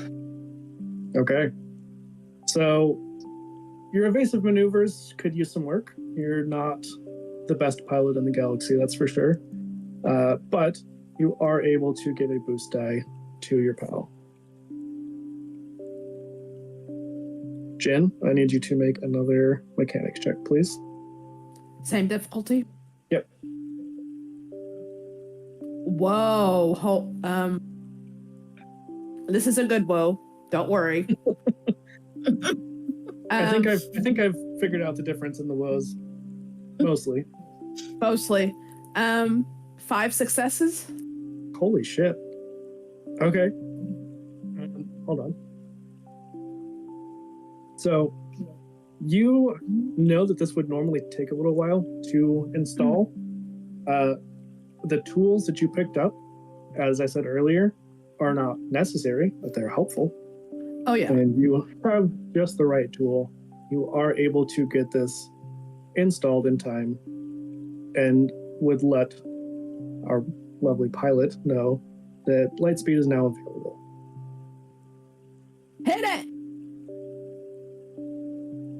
I have to plot a course first, unless you're telling me to just jump blindly. Yeah, you do have one more round for the computer to catch up, but you are now able to jump to Lightspeed. Just letting you know. So back to Vex. Have you another gunnery, but this time with your boost die.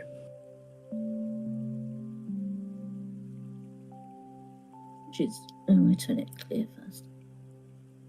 1 blue, 2 green. Have I still got my difficulty as well? Mm-hmm. Or is that Same one? difficulty. Yeah. Which was 2, yeah? Yeah. 2 failures, 4 advantages. Come on, I surely ought to hit something with that. We are failing forward tonight. That is the theme. Pretty much. Actually, you know what? That's the title of this episode. Episode 1, Failing Forward. Yeah. So, once again, you do not manage to hit any of these TIE fighters. They are pretty agile. It seems like these are not rookie pilots. They've been around a time or two. May have even been survivors of the Death Star, which was recently destroyed. Yeah, you do not hit them, but they are well behind you at this point. Ascara, what would you like to do? How are those calculations coming along? I'll let you make a piloting or an astrogation roll to see if we can do that successfully. Am I in space at this point? Yes.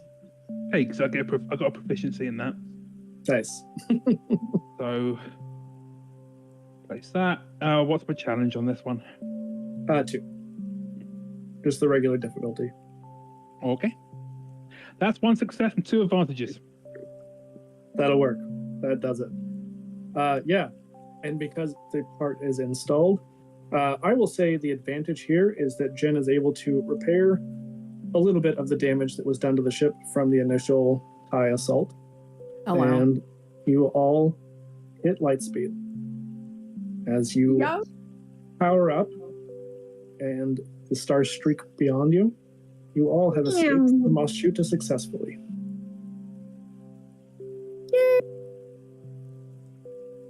And now we're wanted not only by Timo, but by the imps as well. Great. Yeah, pretty much. Yeah. Now that you're in hyperspace, as you explore the ship, you find that there is a Wookiee in chains in the cargo area. A very familiar Wookiee. That's Conker, I isn't know it? him. Yeah, that's Conker. Conker seems to be unconscious, not by choice. Why is he chained up? Why would he be chained up? Let me see here. Look, it ain't easy to get Oh. a Wookiee in chains. It is a Trandoshan ship. Oh.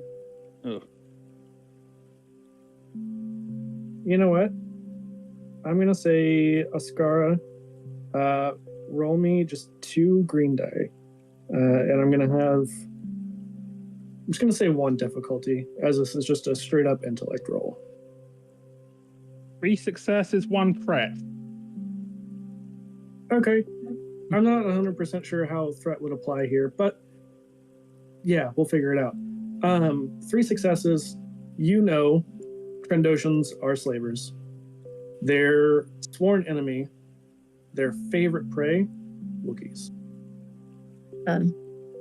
You do find on the ship there are numerous crates of Wookiee pelts, as Trex seems to have been very successful in hunting.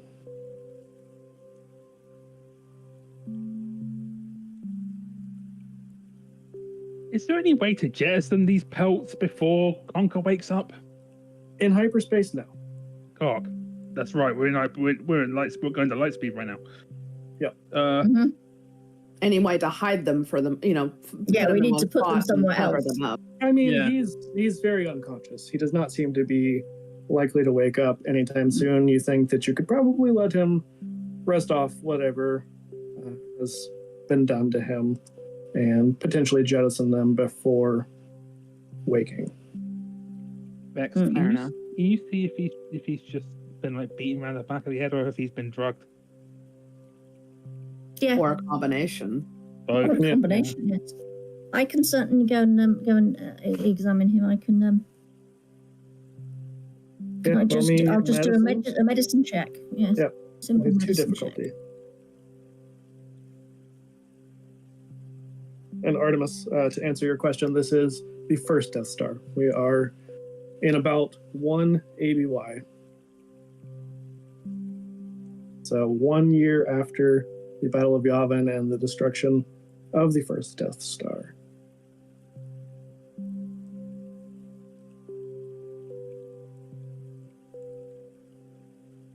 Two failures, 4 advantages. I'm so glad that our doctor has successes in shooting people. Medicine, a little bit iffy. I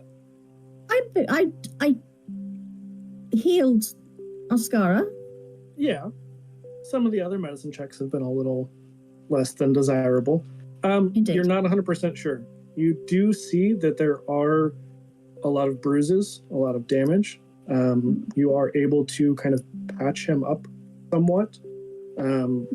He does not regain consciousness, but he seems like he's not going to be horribly out of sorts once he does wake up. I have worked with him before. Yeah. Because of his the things that he's had to do for Timu, but he doesn't look massively injured. Yeah, nothing not dead, much he's not- beyond what he's had to deal with before, except Yeah. that he's clearly unconscious. And whilst I don't know, my suspicion would be that is not a natural unconsciousness. Yeah. That there is some sort of drugging going on there. you would know. They but would for have had the to have audience- been for them to have got hold of him. You would know this, but for the audience and for the other players who might not know, Conquer was essentially put into like gladiator battles for the amusement of Timu, who is a piece of shit. So that was his way of being embedded. Until recently, 41 Vex was compelled to be Timu's doctor, effectively. Yep. A medic. Absolutely. So I frequently had to deal with the results of Conker's exploits, shall we say. Yeah, this is not the worst that you've seen him. He's not dead. He's not on the verge of death. He's been better. Mm. And he will be better, but currently not doing so hot. What would the rest of you be doing? I'm going to go back up to the cockpit just in case the Imperials have any interdictor cruisers en route.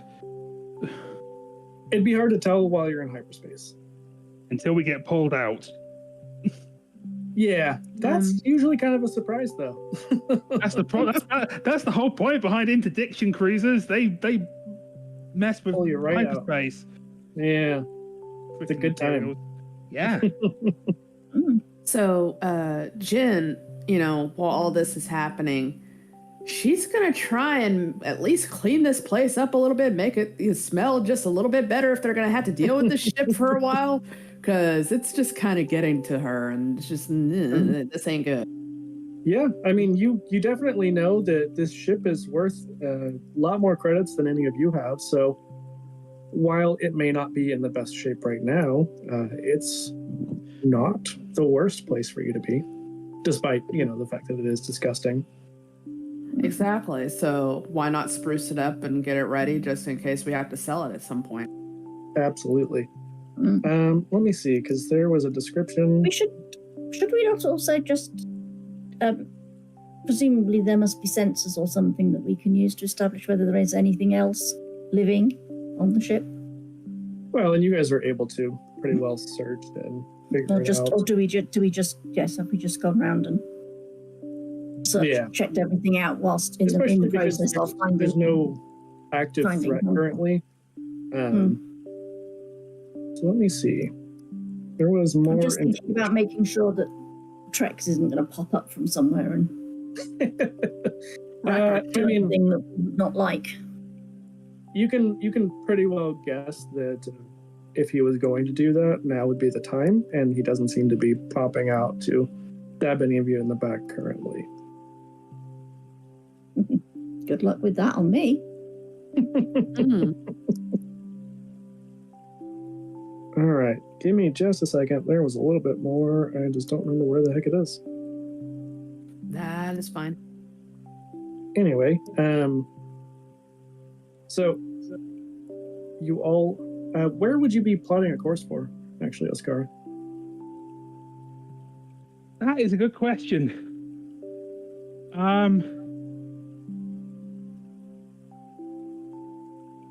Well,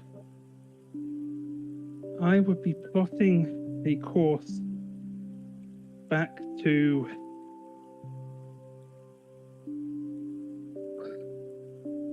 my, shall we say, adopted family, where their nearest outpost or station or what have you. So, meaning like Ryloth or Mandalore? Mandalore, like the nearest outpost of one of my of cries.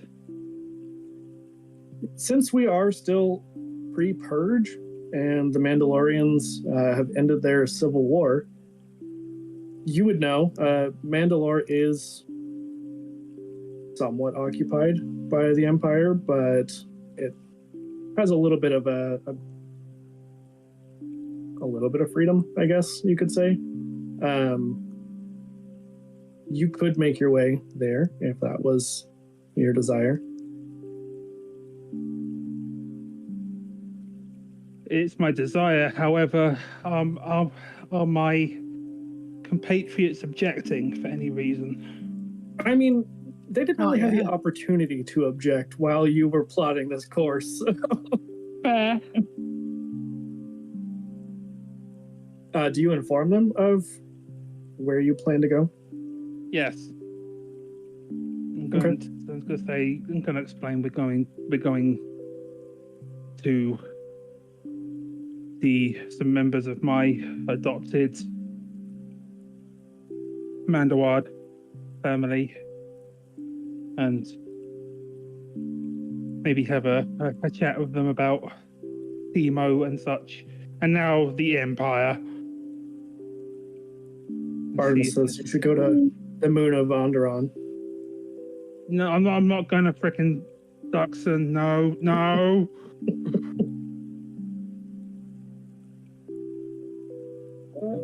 Seems reasonable to me. I mean, there will be, if I'm understanding this correctly, there will be some potential difficulties with the Empire, but I'm sure we can sort those out. And there will be medical databases that I can use and access and actually make myself a better physician, which is the whole point of me leaving that maker-forsaken place. Jen? Yeah. I missed something, didn't I? Oh, just any response to the plan? Should look them both up and down. Any place away from Tatooine is better than nothing. So I'm going to work on cleaning this place up and getting it, ship-worthy. Because apparently it hasn't been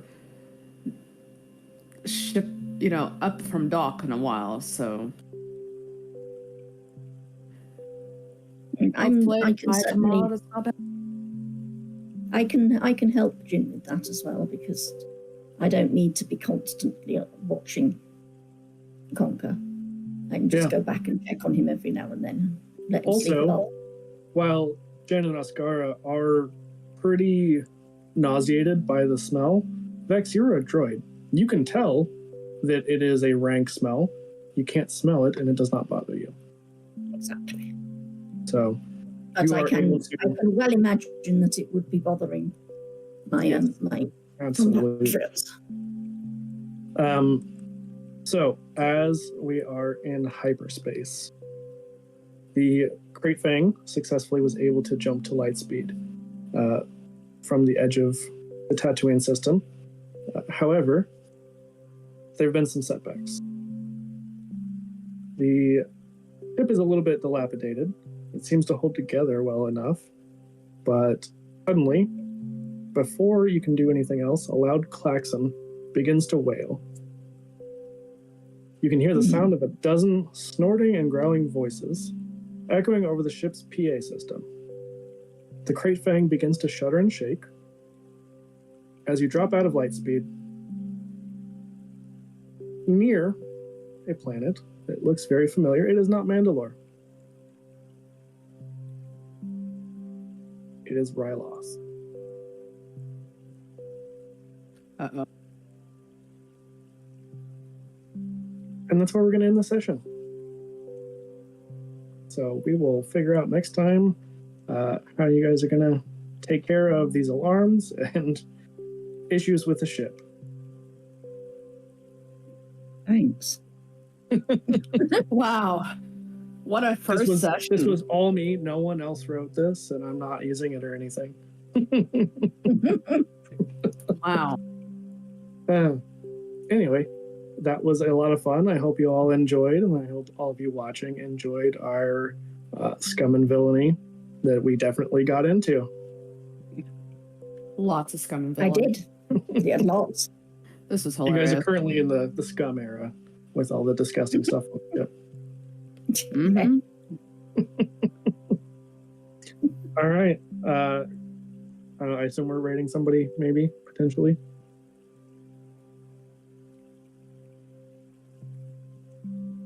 Oh. Here's the thing. Yeah, we're heading to I wasn't D&D looking at now. Jen. Yeah.